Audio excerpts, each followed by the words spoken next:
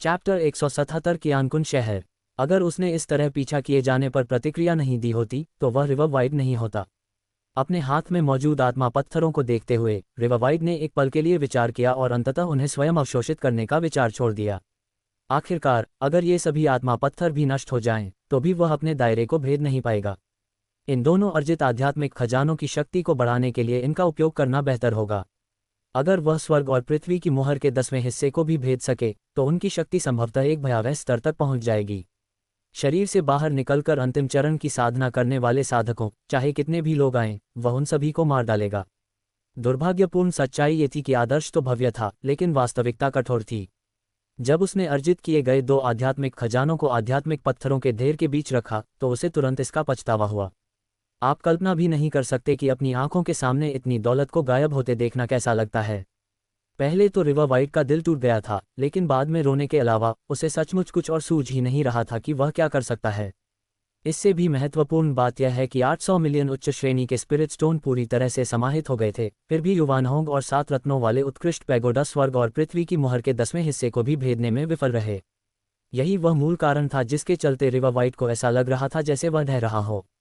तुम हरामखोरों, तुम दोनों किसी को भी जीने का कोई रास्ता नहीं छोड़ रहे हो। 800 मिलियन बस चले गए, और भले ही वे चले गए हों, तुम दोनों इतने निराशाजनक हो, कोई सुधार नहीं हुआ है।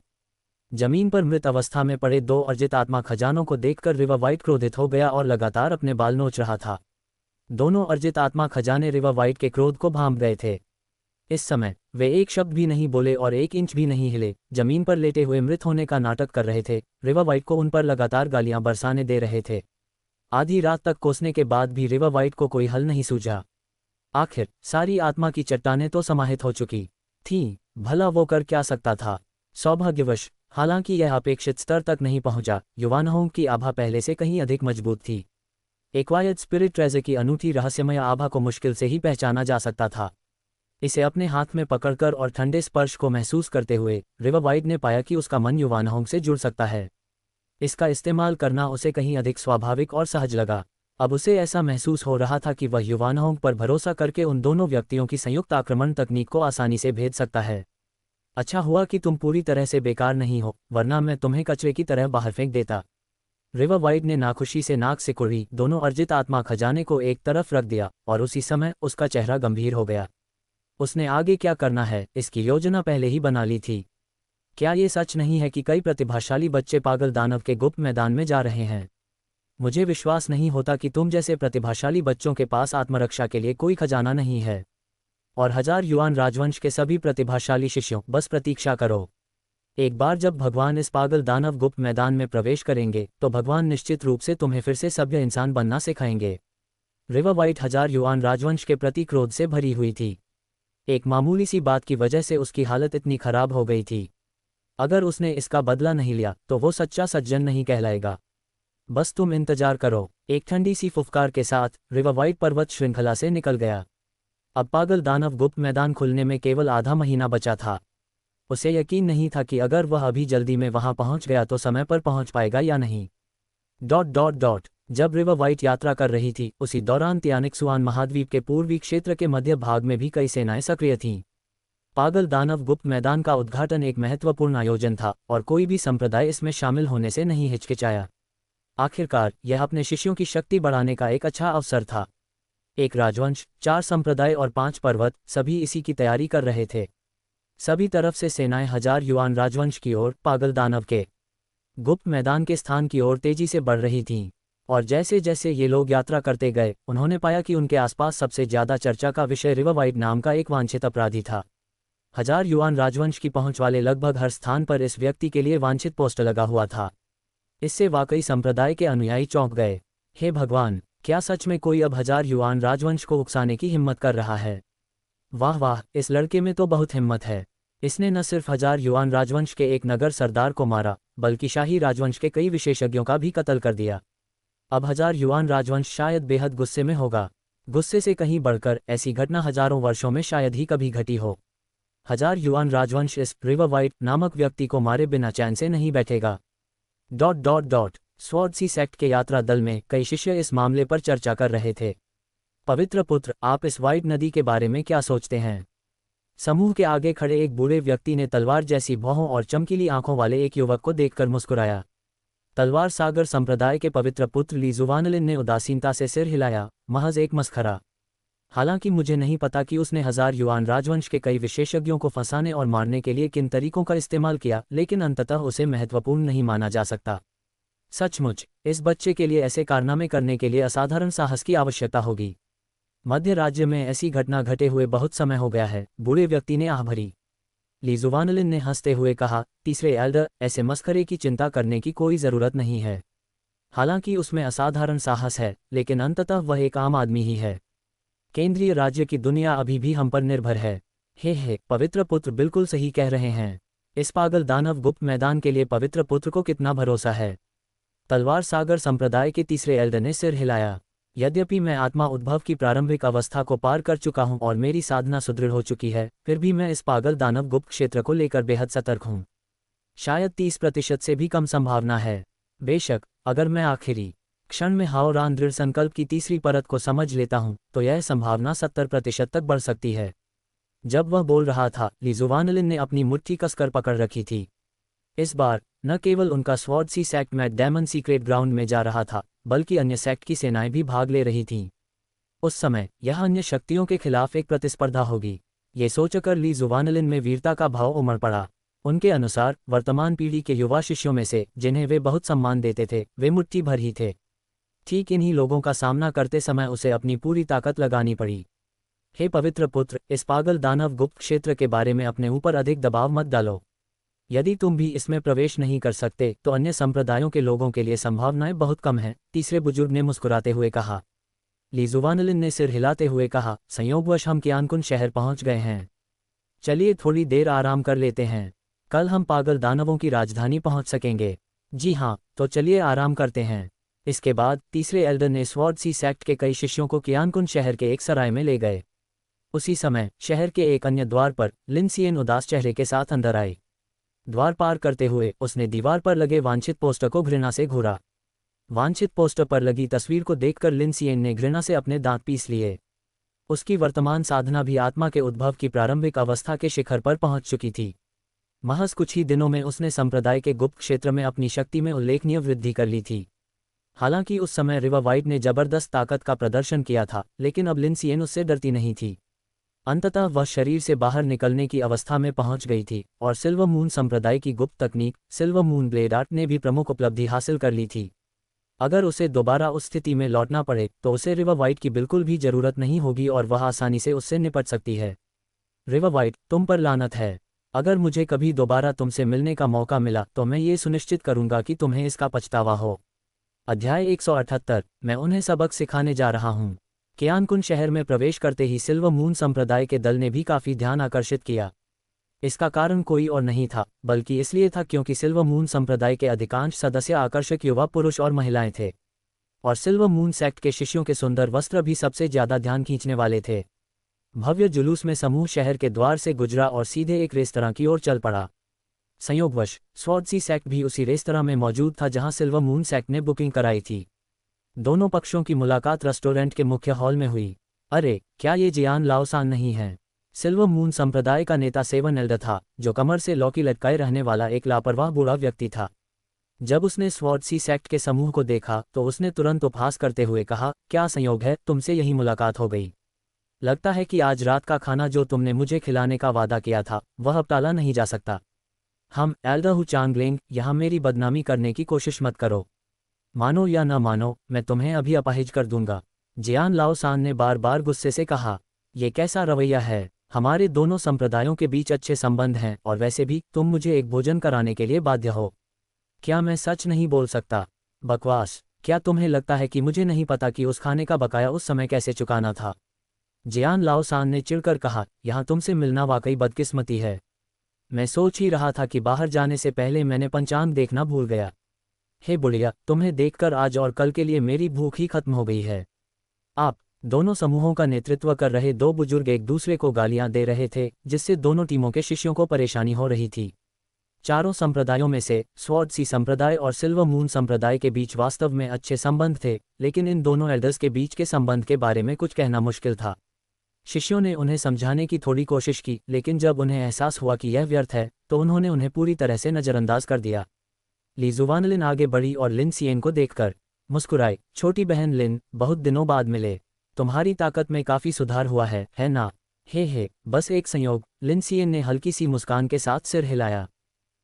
इस पागल दानव गुप्त मैदान में हम दोनों को एक दूसरे का अधिक ध्यान रखना चाहिए और इसे पार करने और पुरस्कार प्राप्त करने के लिए मिलकर प्रयास करना चाहिए, ली जुवानलिन ने कहा। चूंकि हम आज मिले हैं और काफ़ी समय हो गया है जब हमने एक दूसरे को देखा था, तो कैसा रहेगा अगर हम आज रात आपको बाहर डिनर पर ले चलें? लिन सियन स्वाभाविक रूप से इस निमंत्रण को अस्वीकार नहीं करेगी। पिछली बार रिवर वाइट द्वारा कुत्ते की तरह ठगे जाने के बाद से उसने बेशर्मी का सार भी थोड़ा बहुत सीख लिया था। आखिरकार यह एक मुफ्त लाभ था, तो इसे क्यों न लिया जाए। उसने तुरंत शिष्यों के एक समूह को बुलाया और जाने की तैयारी करने लगी। वरिष्ठ बहन, बड़े लोग अभी भी बहस कर रहे हैं। एक कनिष्ठ बहन ने दबे स्वर में लिन सियन की आस्तीन खींची। अरे, इनसे क्यों मतलब है? ये दोनों बुजुर्ग, ये कब बिना थोड़ी बहुत बहस किए मिलते हैं? सबसे हास्यास्पद बात तो ये है कि हमेशा एक ही खाने को लेकर ही झगड़ा होता रहता है। बस इन्हें नज़रअंदाज कर दो। अपने हाथ को जोर से हिलाते हुए लिन सियन ने दोनों बुजुर्गों की दलीलों को पूरी तरह से नज़रअंदाज कर दिया और सीधे बाहर चली गई। बस इसी तरह दोनों पक्षों के लगभग 40 शिष्य इस तरह से बाहर निकल गए और खाने पीने की जगह की तलाश करने लगे। कियानकुन शहर काफ़ी चहल पहल वाला था, क्योंकि यह 1000 युआन राजवंश के केंद्रीय क्षेत्र में स्थित था और निकटतम बड़े शहर में पागल दानव गुप्त मैदान की पागल दानव राजधानी भी थी। अब डेमन सीक्रेट ग्राउंड के खुलने के साथ ही बाहर से लोग भारी संख्या में आने लगे और शहर में भीड़ और भी बढ़ गई। सड़क पर चलते हुए भीड़ धक्का मुक्की कर रही थी, जिससे माहौल बेहद जीवंत हो गया था। लिन सियन ने भीड़ भाड़ को देखा और एक पल के लिए काफ़ी खुश हुई। उसे पता ही नहीं चला कि पहाड़ से उतरकर इस चहल पहल भरी दुनिया में आए हुए उसे कितना समय बीत चुका था।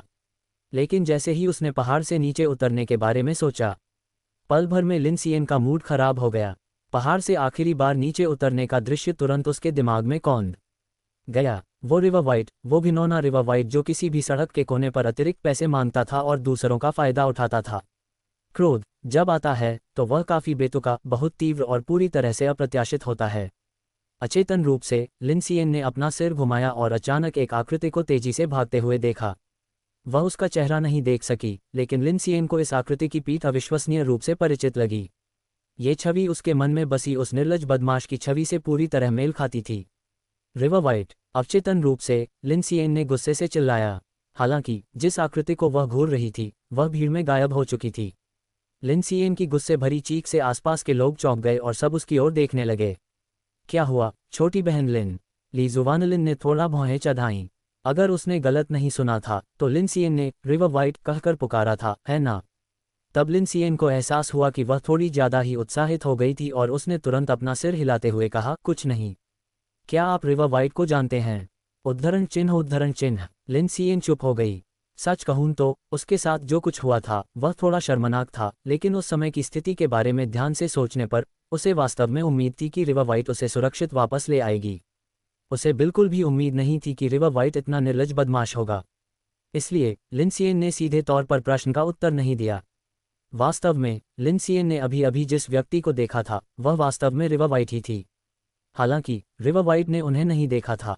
वह चल रहा था जब उसने आगे एक गोल मटोल आकृति देखी। क्या वह छोटी मोटी एनरान नहीं थी? वह तुरंत उसके पीछे भागा और उसे देखते ही उसे पता चला कि वह वास्तव में एनरान ही था। अरे बॉस, आप यहाँ क्यों आए हैं? एनरान रिवर वाइट को देखकर बेहद उत्साहित था। वह जानता था कि भेष बदलने के बाद रिवर वाइट कैसा दिखता है, इसलिए उसने तुरंत रिवर वाइट को एक रेस्तरां में खींच लिया और बढ़िया शराब और व्यंजनों से भरी एक मेज मंगवा दी। एक बोतल तेज शराब पीने के बाद रिवर वाइट ने एक लंबी आह भरी। तुम्हें नहीं पता कि उस समय हालात कितने खतरनाक थे। तुम्हारे बड़े भाई ने अकेले ही 10 से अधिक शरीर से बाहर निकलने वाले अंतिम चरण के विशेषज्ञों की घेराबंदी का सामना किया और किन परिवार के सभी सदस्यों को बचा लिया। बोलने के बाद रिवर वाइट ने चिकन लेग का एक और जोरदार टुकड़ा खाया। उसके बगल में बैठा एन रैन उत्साह से सुन रहा था, मानो उसके मन में एक दृश्य उभर आया हो। रिवर वाइट अकेला कई out of body late stage विशेषज्ञों के बीच लगातार लड़ रहा हो। इसके बारे में सोचने मात्र से ही खून खौल उठता था। बड़े भाई, आप तो कमाल के हैं। मैं आपको सलाम करता हूँ। एनरान ने एक घूंट शराब पी ली। कितनी अफसोस की बात है कि मैंने उस समय अपनी आंखों से वह दृश्य नहीं देखा। वह बहुत ही रोमांचकारी और वीरतापूर्ण रहा होगा। थप्पड़! रिवर वाइट ने एनरान के सिर पर थप्पड़ मारा और कहा, वीरता का क्या मतलब है? अगर तुम ठीक से बोल नहीं सकते तो मत बोलो। हे बॉस, क्या मैं अभी अभी कुछ अतिशयोक्ति करने की कोशिश नहीं कर रहा था। जाओ जाओ जाओ, तुम्हें एक भी किरदार लिखना नहीं आता और तुम अतिशयोक्ति की बातें करते हो। रिवर वाइट ने आंखें घुमाते हुए कहा, तुम पागल दानव के गुप्त मैदान में कब जाने की योजना बना रहे हो? कल मैं आज यहाँ से ऐसे ही गुजर रहा था और पहाड़ों की नीरस जिंदगी से तंग आ गया था, इसलिए कुछ खाने के लिए अंदर आ गया। मुझे आपसे मिलने की उम्मीद नहीं थी बड़े भाई, अनरान ने एक भोली सी मुस्कान के साथ कहा। उसका गोल मटोल चेहरा मनमोहक लग रहा था। रिवर वाइट ने सिर हिलाया, वैसे तुमने पिछली बार मुझसे कहा था कि मैं डेमन सीक्रेट ग्राउंड में जगह पाने के लिए 50 million high grade spirit stone की आवश्यकता होती है। जी हाँ बॉस, क्या आप पागल दानव के गुप्त मैदान में जाने की योजना बना रहे हैं? एनरान की आंखें चौड़ी हो गईं। रिवर वाइट ने रहस्यमयी मुस्कान के साथ कहा, जाओ, बिल्कुल जा रही हूँ। मैं न केवल पागल दानव गुप्त मैदान में जा रही हूँ, बल्कि 1000 युआन राजवंश के उन प्रतिभाशाली बच्चों को सबक भी सिखाने जा रही हूँ। अध्याय 179, गोली। अगर जियांग शियाओबाई को पीछा किए जाने के बाद भी उसने जवाबी कार्रवाई नहीं की तो क्या उसकी बदनामी नहीं होगी? आपके प्रभु हमेशा से ऐसे रहे हैं, जो भलाई का बदला भलाई से और बुराई का बदला बुराई से देते हैं। इन लोगों ने मेरे साथ ऐसा बर्ताव किया, इस मामले का निपटारा इस तरह से नहीं हो सकता। जियांग शियाओबाई ने गुस्से से भरी नाक से कहा, इतने सारे out of body late stage विशेषज्ञों को मुझसे निपटने के लिए भेजना धिक्कार है। उन्होंने डिवाइडेड सोल वाले लोगों को मुझसे निपटने और मुझे मार डालने के लिए क्यों नहीं भेजा? अहम बॉस, डिस्ट्रैक्शन रियल में मौजूद सभी लोग बड़े बड़े दिग्गज हैं, हम उनकी बराबरी नहीं कर सकते। एनरान ने हाथ हिलाते हुए कहा, और यह मत सोचो कि ध्यान भटकाने वाले क्षेत्र में बहुत से बड़े लोग हैं। उस एक राजवंश, 4 संप्रदायों, 5 पर्वतों में संत पुत्रों और संतनियों में से केवल 3 ही ध्यान भटकाने वाले क्षेत्र तक पहुंचे हैं। अरे, सिर्फ 3? क्या इसे शीर्ष स्तर की ताकत माना जाता है? जियांग शियाओबाई की आंखें लगभग फटी रह गईं। छी! एनरान ने तेज शराब का एक घूंट पी लिया और लगभग दम घुटकर मर ही गया। उसने झट से जियांग शियाओबाई का मुंह ढक दिया, फिर चारों ओर देखा और यह सुनिश्चित करने के बाद ही चैंकी की आसपास किसी ने उनकी आवाज़ नहीं सुनी।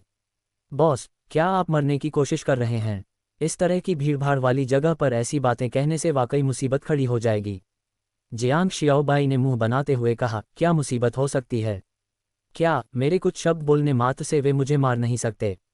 सचमुच ऐसी संभावना है। एनरान ने सावधानी से चारों ओर देखा। बॉस, मैं आपसे कह रही हूँ, चारों संप्रदायों को एक ही राजवंश के अधीन मत समझिए। वास्तव में 5 पर्वत ही असली ताकतवर लोग हैं। इनमें जियुवान पर्वत, कियानकुन पर्वत और अत्यंत रहस्यमय ज़ेड पीक पर्वत शामिल हैं। इनके संत पुत्र और संतनियां सभी विभाजित आत्मा अवस्था में हैं। विशेष रूप से ज़ेड पीक पर्वत की संतनी, वाह, वह न केवल सुंदर हैं, बल्कि उनकी साधना विभाजित आत्मा के मध्य स्तर तक पहुंच चुकी है।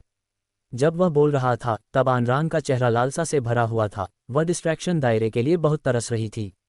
हालांकि उसके बगल में बैठे जियांग शियाओबाई के चेहरे पर उदासीनता का भाव था।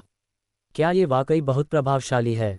यह उन महाशक्तियों से कैसे भिन्न है जिन्हें वह जानता है? ये जानना आवश्यक है कि ड्रैगन घाटी की राजकुमारी आओयान पहले ही विभाजित आत्मा के अंतिम चरण की चरम साधना प्राप्त कर चुकी है। इसके बावजूद भी वह प्राचीन कबीलों द्वारा दमित रही। इसीलिए जियांग शियाओबाई ने पहले इतनी तीव्र प्रतिक्रिया दी थी। उसे बस यह नहीं पता था कि महाशक्तियों के संत पुत्रों और संतनियों के लिए शरीर से बाहर निकलने की अवस्था तक पहुंचना ही अत्यंत प्रभावशाली बात है। ध्यान भटकाने वाली दुनिया, हाहा, उसकी तुलना किसी इंसान से नहीं की जा सकती। बॉस, मेरी बात पर अविश्वास मत कीजिए। आपके चेहरे के हाव भाव देखकर मैं बहुत हैरान हूँ। क्या आपने कभी किसी और को इतना शक्तिशाली देखा है? जियांग शियाओबाई के चेहरे पर तिरस्कार का भाव देखकर अनरान भी नाराज हो गया। आप सही कह रहे हैं, मैंने ज़ेड पीक पर्वत की उस संतनी से भी अधिक शक्तिशाली संतनी देखी है जिसका आपने उल्लेख किया है। और मेरी राय में एक वंश, 4 संप्रदायों, 5 पर्वतों के सभी संत पुत्र और संतनियां बेकार हैं। जियांग शियाओबाई ने तिरस्कार से होंठ सिकोड़ते हुए कहा, बाकी सब बातों को छोड़ दें, अगर आप यूं ही किसी एक को चुन लें तो क्या वह आपके स्वामी को हरा सकता है? ये कहते हुए जियांग शियाओबाई ने गर्व से अपनी नाक भी रगड़ी। आखिरकार उसके पास वाकई इतनी ताकत थी कि वह इस तरह की जानलेवा लड़ाई लड़ सके। अगर वह पूरी ताकत लगा देता तो अकेले ही विभाजित आत्मा वाले किसी व्यक्ति का सामना करना असंभव नहीं था। ये जानना जरूरी है कि उसकी युवानहोंग शक्ति में काफ़ी सुधार हो चुका था और उसने युद्ध शास्त्र भी प्राप्त कर लिया था, इसलिए उसकी ताकत में काफ़ी वृद्धि हो चुकी थी। अपना सिर घुमाते हुए वह अब भी अनरान के चेहरे पर प्रशंसा और ईर्ष्या के भाव देखना चाहता था, लेकिन इसके बजाय उसने अनरान को पसीने से भीगी हुई खड़ी देखा। तुम किस लिए खड़े हो रहे हो? क्या तुम अपने बड़े भाई से हैरान हो? जियांग शियाओबाई ने लापरवाही से हाथ हिलाते हुए कहा, मैं शेख ही नहीं मार रहा हूँ, लेकिन तलवार सागर संप्रदाय और रजत चंद्रमा संप्रदाय की संततियों की बात करें तो आपके स्वामी उनसे आमने सामने की लड़ाई में मुकाबला कर सकते हैं और उन्हें एक हाथ का इस्तेमाल करने पर भी मजबूर कर सकते हैं। क्या ये सचमुच सच है? इसी क्षण पीछे से एक ठंडी आवाज सुनाई दी। गल्प। वह छोटा मोटा लड़का आनरान इतना डरा हुआ था कि वह लगातार अपनी लार निगल रहा था। जियांग शियाओबाई की पीठ को देखते हुए वह एक शब्द भी नहीं बोल पा रहा था। जियांग शियाओबाई ने भी तुरंत अपना सिर घुमाया और देखा कि उसके पीछे कुछ ही दूरी पर लोगों का एक बड़ा समूह खड़ा है। लोगों का ये समूह दो गुटों में बंटा हुआ था। एक गुट ने आकर्षक और प्रभावशाली तलवार वाले वस्त्र पहन रखे थे। ये वस्त्र चांदी के थे, जिन पर गहरे काले रंग की तेज धार वाली तलवार की कढ़ाई की गई थी। दूसरी ओर स्याही जैसे रंग के लंबे वस्त्र पहने पुरुषों और महिलाओं का एक समूह तारों की रोशनी से सजा हुआ था, मानो वे एक अंतहीन तारों भरे आकाश को देख रहे हों। दोनों समूहों के लोग जियांग शियाओबाई को भावहीन होकर घूरते रहे। महज एक नज़र से ही आसपास मौजूद हर कोई उस उग्र हत्या के इरादे को महसूस कर सकता था। इस दुनिया में क्या कोई इस तरह दिखावा कर सकता है? स्वॉर्ड सी सेक्ट और सिल्वर मून सेक्ट के शिष्यों के सामने वह इतनी बेशर्मी से बोलने की हिम्मत करता है। वो बच्चा तो पक्का मर गया, वो सीधे उनकी बंदूक के सामने आ गया। अरे बाप रे, मैंने ऐसे लोगों को देखा है जिन्हें अपनी औकात का पता नहीं होता, लेकिन मैंने ऐसा आदमी कभी नहीं देखा। चाहे उसमें भालू और तेंदुए जैसा साहस ही क्यों न हो, वह ऐसी बातें नहीं कहेगा, है ना? आसपास के लोग जोश से बातें कर रहे थे और सभी जियांग शियाओबाई को तिरस्कार भरी निगाहों से देख रहे थे। जियांग शियाओबाई ने भौहें चढ़ाते हुए कहा, क्या मैं कुछ सच भी नहीं बोल सकता? अहंकारी। पहले बोलने वाले स्वॉर्ड सी सेक्ट के शिष्य ने क्रोधित होकर फटकार लगाई, तुम कौन हो जो हमारे संत पुत्र को एक हाथ से धमकाने की हिम्मत करते हो? क्या तुम इसके लायक भी हो? जल्दी से घुटने टेक कर माफी मांगो, वरना अंजाम भुगतना पड़ेगा। ये तुम्हारा संत पुत्र और मेरा संत पुत्र क्या है? तुम कौन हो? क्या तुम्हारा प्रभु तुम्हें जानता भी है? जियांग शियाओबाई भी क्रोधित हो गया, तुम दिन दहाड़े अपने स्वामी के सामने शेखी बघार रहे हो। क्या तुम पहले मर नहीं चुके? क्या तुम्हें लगता है कि मैं तुम्हें थप्पड़ मारकर मार डालूंगा? जैसे ही ये शब्द मुंह से निकले, पूरा इलाका सन्नाटे में डूब गया। सदमे से भरी आंखों से उसने जियांग शियाओबाई को देखा। क्या तुम लोग मुझे इस तरह घूर क्यों रहे हो? अगर तुम्हें यकीन नहीं हो रहा तो आकर अभ्यास करो, जियांग शियाओबाई ने चिढ़कर कहा। अपनी खुशी में खलल पड़ने से वह बेहद असहज हो गया, और इतना ही नहीं, उनका रवैया भी बहुत ही घमंडी था। क्या उसने इन लोगों को उकसाया था? उन्हें इन लोगों की असली पहचान के बारे में बिल्कुल भी जानकारी नहीं थी। आप सब कितने अच्छे कपड़े पहने हुए हैं, फिर भी आप में बिल्कुल भी शिष्टाचार नहीं है। क्या आपके बड़ों ने आपको बाहर जाते समय शिष्टाचार का ध्यान रखना नहीं सिखाया? दूसरों के खाने में खलल डालना और फिर उन्हें धमकाना, क्या यही तुम्हारी परवरिश है? मुझे लगता है या तो तुमने ये कुत्तों से सीखा है, या तुम्हारे बड़ों ने तुम्हें ये सिखाया ही नहीं। जियांग शियाओबाई क्रोधित हो गया और उसने हुआन विश्वविद्यालय से अपनी साहित्यिक प्रतिभा का प्रदर्शन करना शुरू कर दिया। उसके सामने दोनों पक्ष अब और संयम नहीं रख सके। उनकी आभाएं लगातार बढ़ती रहीं, मानो वे तुरंत आगे बढ़कर जियांग शियाओबाई को टुकड़े टुकड़े कर देना चाहते हों। इससे जियांग शियाओबाई का गुस्सा और भी बढ़ गया। क्या आपके स्वामी ने कुछ गलत कह दिया? क्या आप जानते हैं कि मेरे गृहनगर में किसी के भोजन में बाधा डालने के क्या परिणाम होते हैं? अब और कुछ मत कहो, बॉस, चलो भागते हैं। इसी क्षण आनरान घबराहट से बाहर निकला, आगे बढ़ा, जियांग शियाओबाई का हाथ पकड़ा और उसे बाहर खींचने की कोशिश की। लेकिन जियांग शियाओबाई कैसे सहमत हो सकता था? वह शांति से खाना खा रहा था और अचानक कोई आकर दिखावा करने लगा।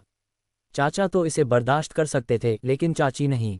मुझे मत खींचो, आज तुम्हारे मालिक को सचमुच उनसे स्पष्टीकरण चाहिए। जियांग शियाओबाई ने हाथ हिलाकर आनरान को धक्का दिया। तभी भीड़ हट गई और एक पुरुष और एक महिला बाहर निकले। जियांग शियाओबाई ने उस आदमी को देखकर ज्यादा प्रतिक्रिया नहीं दी, लेकिन जब उसने उस महिला को देखा तो उसका पूरा शरीर कांप उठा। अध्याय 180 पूरी तरह से क्रोधित। धिक्कार है, ये तो वास्तव में वही महिला है, लिन सियेन। जियांग शियाओबाई तुरंत समझ गया। लिन सियेन सिल्वर मून संप्रदाय की संत थीं। उनका अब उन लोगों के समान कपड़े पहने होना स्पष्ट रूप से दर्शाता था कि वे सभी सिल्वर मून संप्रदाय से थे। उसके बगल वाले की बात करें तो ये कहने की जरूरत नहीं है कि वह स्वॉर्ड सी सेक्ट ही होगा। अचेतन रूप से जियांग शियाओबाई के माथे पर ठंडा पसीना आ गया। वह सचमुच मुसीबत में फंस गया था, लेकिन उन्होंने तुरंत प्रतिक्रिया दी। अरे यार, डरने की क्या बात है? वह लिन सियेन की ताकत और स्तर से अनजान नहीं था। अगर उसने उस समय उसकी मदद न की होती तो उसे पता ही नहीं चलता कि वह कब शरीर से बाहर निकलने की अवस्था तक पहुंच सकती है। अब जियांग शियाओबाई तो शरीर से बाहर निकलने की अंतिम अवस्था से भी नहीं डरता था, तो वह उनसे क्यों डरेगा? इसलिए वह अभी भी सिर ऊंचा करके और सीना तानकर वहीं खड़ा था और पास आ रहे दोनों लोगों को शांत भाव से देख रहा था। वह लिन सियेन की ओर 2 बार और देखने से खुद को रोक नहीं पाया। इस महिला में वाकई औपचारिक पोशाक में एक अनोखा आकर्षण है। जब मैं पहली बार उससे मिली थी तो वह पूरी तरह से फटी हुई थी और कोई भी उसे शरणार्थी समझ सकता था। अब वह देखने में पहले से कहीं ज़्यादा आकर्षक लगती है। ऐसे में उससे कुछ और पैसे क्यों न वसूले जाएं? हाँ, मुझे पैसे जुटाने का कोई तरीका ढूंढना ही होगा। आजकल मेरे पास पैसों की बहुत कमी है। जब जियांग शियाओबाई मन ही मन हिसाब लगा रहा था तभी वे दोनों ठंडे चेहरों के साथ उसके पास आ चुके थे। तलवार जैसी भौहों और तारों जैसी आंखों वाले ली जुवानलिन का चेहरा बर्फीली ठंडक से भरा हुआ था। बच्चे, तुम बहुत घमंडी हो। क्या मजाक है? क्या तुम बोल सकते हो? अगर नहीं तो अपना मुंह बंद करो। जियांग शियाओबाई ने व्यंग्यपूर्वक कहा, तुम्हारा क्या मतलब है कि मैं घमंडी हूँ? मुझे लगता है कि तुम घमंडी हो। जब भगवान भोजन कर रहे होते हैं तब तुम लोग आकर परेशानी खड़ी करते हो। क्या तुम्हें लगता है कि तुम लोग बहुत सारे हो तो तुम जो चाहो वो कर सकते हो? बेशर्मीली, तुम्हारी हिम्मत कैसे हुई संत पुत्र से इस तरह बात करने की? तुम तो मानो मौत को दावत दे रही हो। उसके बगल में खड़ा तलवार सागर संप्रदाय का शिष्य जियांग शियाओबाई के घमंडी रवैये से बेहद क्रोधित और तंग आ चुका था। तुरंत ही उस व्यक्ति ने अपनी कमर से लंबी तलवार निकाली और उसे जियांग शियाओबाई की ओर तान दिया। इंतजार, ली जुवानलिन ने ठंडी सी आवाज में नाक सिकुड़ी और शिष्य की बात काट दी। उसने ठंडे लहजे में जियांग शियाओबाई की ओर देखा और कहा, तुम सही कह रही हो। तुम्हारे भोजन में बाधा डालना वाकई हमारी गलती थी। बिल्कुल सही, अपनी गलतियों को सुधारना अच्छी आदत है। इस बार इसे जाने दो। अगली बार ऐसा मत करना वरना लोगों को ठेस पहुंचाना आसान हो जाएगा। जियांग शियाओबाई ने लापरवाही से हाथ हिलाया। जियांग शियाओबाई की बेशर्मी देखकर आसपास मौजूद सभी लोग पूरी तरह से स्तब्ध रह गए। हर कोई उसे अचंभित होकर देखता रहा और ली जुवानलिन की पलकें लगातार फड़कती रहीं। अपने दिल में उठ रहे गुस्से को दबाते हुए उसने शांत भाव से कहा, लेकिन क्या आप जानते हैं कि मैं कौन हूं? तुम कौन हो इससे मुझे कोई लेना देना नहीं है। जब तुमने अपनी गलती मान ली है तो जल्दी से जा क्यों नहीं रहे हो? जियांग शियाओबाई ने अधीरता भरे लहजे में कहा। उसी समय ली जुवानलिन अंततः खुद को रोक नहीं सका। बस करो, मैं स्वॉर्ड सी सेक्ट का संत पुत्र हूँ। ली जुवानलिन, क्या तुम ये जानते हो? एक पल के लिए पूरा इलाका एकदम शांत हो गया। एनरान लगभग रोने ही वाला था। वह भयभीत चेहरे के साथ जियांग शियाओबाई के पीछे छिप गया और उसने ये भी योजना बना ली कि अगर हालात बिगड़ते हैं तो वह तुरंत भाग जाएगा। जियांग शियाओबाई को ली जुवानलिन की असली पहचान का काफ़ी पहले से ही अंदाजा था, लेकिन इस समय उसने हैरानी जताने का नाटक किया। ली जुवानलिन को अच्छी तरह से परखने के बाद जियांग जियाओबाई ने कहा, तो आप ही हैं स्वॉर्ड सी सेक्ट के संत पुत्र। बड़े घमंडी हो तुम। संत पुत्र को जाने बिना भी इतना अहंकार करने की तुम्हारी हिम्मत कैसे हुई? तलवार सागर संप्रदाय के शिष्य ने बार बार नाक सिकुड़ते हुए कहा, अब जब तुम्हें पता चल गया है कि संत पुत्र कौन है तो माफ़ी मांगने के लिए घुटने क्यों नहीं टेक रहे हो? मुझे माफ़ी क्यों मांगनी चाहिए? जियांग शियाओबाई ने शिष्य को आश्चर्य भरी नज़रों से देखा और कहा, क्या मैंने पहले कुछ गलत कह दिया? तलवार सागर संप्रदाय के आपके तथाकथित संत पुत्र से निपटना वास्तव में बेहद आसान है। आप कमीने, तू बदतमीज बच्चा, तू मरने के लायक है। यह असहनीय है। तुमने मेरे स्वॉर्ड सी सेक्ट के संत पुत्र का बार बार अपमान किया है। यदि इस प्रतिशोध को नहीं लिया गया तो मेरा स्वॉर्ड सी सेक्ट कैसे दृढ़ रह पाएगा? मैं तुम्हें दंडित करता हूँ, निकम्मे। अगर तुम मुझे हरा भी नहीं सकते तो क्या तुम मेरे संत पुत्र का अपमान करने के योग्य हो? स्वॉर्ड सी सेक्ट के शिष्य क्रोधित हो गए। लोगों का एक समूह खुद को रोक नहीं पाया और सीधे जियांग शियाओबाई की ओर दौड़ पड़ा, जिससे कुछ क्षणों के लिए वहां अफरा तफरी मच गई। ठीक इसी नाजुक क्षण में रेस्तरां में अचानक एक भयानक आभा का उतार चढ़ाव दिखाई दिया। इसके तुरंत बाद स्वॉर्ड सी सेक्ट के सभी शिष्यों को अलग कर दिया गया। काले रंग का चोला पहने एक अधेड़ उम्र का व्यक्ति शांत भाव से बाहर निकला। सेंट सन ली, बहुत दिनों बाद मिले। मैं एल्डर लिन हूँ। मुझे उम्मीद नहीं थी कि आप भी यहाँ होंगे। मुझे अपनी गलती का बहुत खेद है। नवागंतुक को देखते ही ली जुवानलिन ने भी आदरपूर्वक झुककर प्रणाम किया। उनके बगल में खड़े शिष्यों ने भी ऐसा ही किया और उस अधेड़ उम्र के व्यक्ति के प्रति बहुत सम्मान दिखाया। जियांग शियाओबाई ने ये देखकर अपनी आंखें थोड़ी सिकुड़ीं। इस व्यक्ति का अतीत काफ़ी प्रभावशाली है और इतना ही नहीं, उसकी शक्ति भी बेहद भयावह है। वह दिव्य रूपांतरण के अंतिम चरण का विशेषज्ञ है और अनुमानतः कम से कम दिव्य रूपांतरण के मध्य चरण की साधना कर रहा है। मोटे, क्या तुम जानते हो कि यह व्यक्ति कौन है? जियांग शियाओबाई ने अपनी आवाज़ एनरान को भेजी। इस समय एनरान लगभग पागल हो रही थी। भला एक और शक्तिशाली व्यक्ति कैसे प्रकट हो सकता है? इतना ही नहीं, उसका कंजूस बॉस तो बिल्कुल उदासीन लग रहा था। बॉस, आप सचमुच मेरी जिंदगी में मिले सबसे बेशर्म इंसान हैं। क्या आप जानते हैं कि वे सब कौन हैं? आनरान ने दांत पीसते हुए संदेश भेजा। बेशक मैं जानता हूँ, लेकिन मुझे ये जानने की बहुत उत्सुकता है कि ये चाचा कौन हैं। क्या आप जानते हैं? मुझे पता तो है, लेकिन मुझे डर है कि अगर मैंने कह दिया तो तुम वहीं डर के मारे मर जाओगे। छी, इस दुनिया में सिर्फ एक ही इंसान है जो तुम्हारे बॉस को मौके पर ही डराकर मौत के घाट उतार सकता है। कोई और मुमकिन ही नहीं है। जियांग शियाओबाई ने सहजता से कहा, जल्दी से मुझे उसकी पृष्ठभूमि के बारे में बताओ। यह ठीक है, ये ज़ियुआन पर्वत के एल्डर लिन हैं। उनकी शक्ति दिव्य रूपांतरण के अंतिम चरण की है, लेकिन उनके स्तर को कम मत आंकिए। दिव्य रूपांतरण के अंतिम चरण के शिखर साधक भी उनके सामने घमंड करने की हिम्मत नहीं करते। एनरान ने कुछ निराशा के साथ कहा, अफवाहों के अनुसार इस एल्डर लिन ने एक बार बॉडी इंटीग्रेशन स्टेज के एक विशेषज्ञ को भी मार गिराया था। क्या आपको लगता है कि वे इस एल्डर लिन का अपमान करने की हिम्मत करेंगे? वाह, कमाल है। दैवीय रूपांतरण के मध्य चरण ने शरीर एकीकरण चरण के विशेषज्ञ को हरा दिया। जियांग शियाओबाई ने विस्मय से कहा, और उसी समय एल्डर लिन को देखते हुए उसकी आंखें आश्चर्य से भर गईं। तो मैंने कहा, बॉस, क्यों न हम अभी भागने का कोई रास्ता जल्दी से ढूंढ लें। अगर हमने उन्हें सच में उकसाया तो हम दोनों का काम तमाम हो जाएगा। आनरान ने कड़वे चेहरे से कहा, अगर मुझे सही याद है तो तुमने पहले कहा था कि तुम एक ही राजवंश, 4 संप्रदायों और 5 पर्वतों के सभी संत पुत्रों और संतनियों को आसानी से हरा सकते हो। जियांग शियाओबाई ने जल्दी से सूखी खांसी की। वह उन संत पुत्रों और संतनियों से बिल्कुल भी नहीं डरता था, लेकिन अपने सामने इतनी शक्तिशाली शख्सियत को देखकर वह भी डर गया था। तभी एल्डर लिन ने ली जुवानलिन और अन्य लोगों का अभिवादन कर लिया था, और फिर जियांग जियाओबाई की ओर देखा। हालांकि उनके चेहरे पर कोई भाव नहीं था, लेकिन उनका रवैया काफी अच्छा था। युवक मित्र, तुम्हारा लहजा वाकई काफी साहसी है। क्या मैं पूछ सकता हूं कि तुम्हारा गुरु कौन है? शायद मैं तुम्हारे गुरु को भी जानता हूं, एल्डर लिन ने शांत भाव से कहा। जियांग शियाओबाई ने एक पल सोचा और अपने पहले वाले बेपरवाह रवैये को बनाए रखते हुए कहा, मेरा कोई गुरु नहीं है। मैंने सब कुछ खुद ही सीखा है। और तुम इतने घमंडी होने की हिम्मत कैसे करते हो? खुद को क्या समझते हो? क्या तुम स्वर्ग से उतरे हुए देवता हो? लिनसियन ने तुरंत गुस्से से उसे फटकारा। अरे, ऐसा मत कहो। स्वर्ग से उतरा कोई देवता भी मुझसे आगे नहीं निकल सकता, जियांग शियाओबाई ने तुरंत कहा। अध्याय 181। यह व्यक्ति सरासर बेशर्म है। जैसे ही उसने बोलना शुरू किया, पूरा इलाका शोरगुल से भर गया। वहां मौजूद हर किसी ने अपने जीवन में कभी ऐसा निर्लज्ज व्यक्ति नहीं देखा था जो इस तरह के शब्द बोलने की हिम्मत करे। आप इतने बेशर्म नहीं हो सकते, है ना? यहाँ तक कि लिन यूचेंग की आंख भी फड़क उठी। अपने सैकड़ों वर्षों के जीवन में वह अनगिनत लोगों से मिला था, कुछ अभिमानी और कुछ उद्दंड, लेकिन उसने कभी किसी को इतनी मोटी चमड़ी वाला नहीं देखा था। भगवान सचमुच विनोदी हैं, लिन यूचेंग ने लंबे विराम के बाद केवल इतना ही कहा।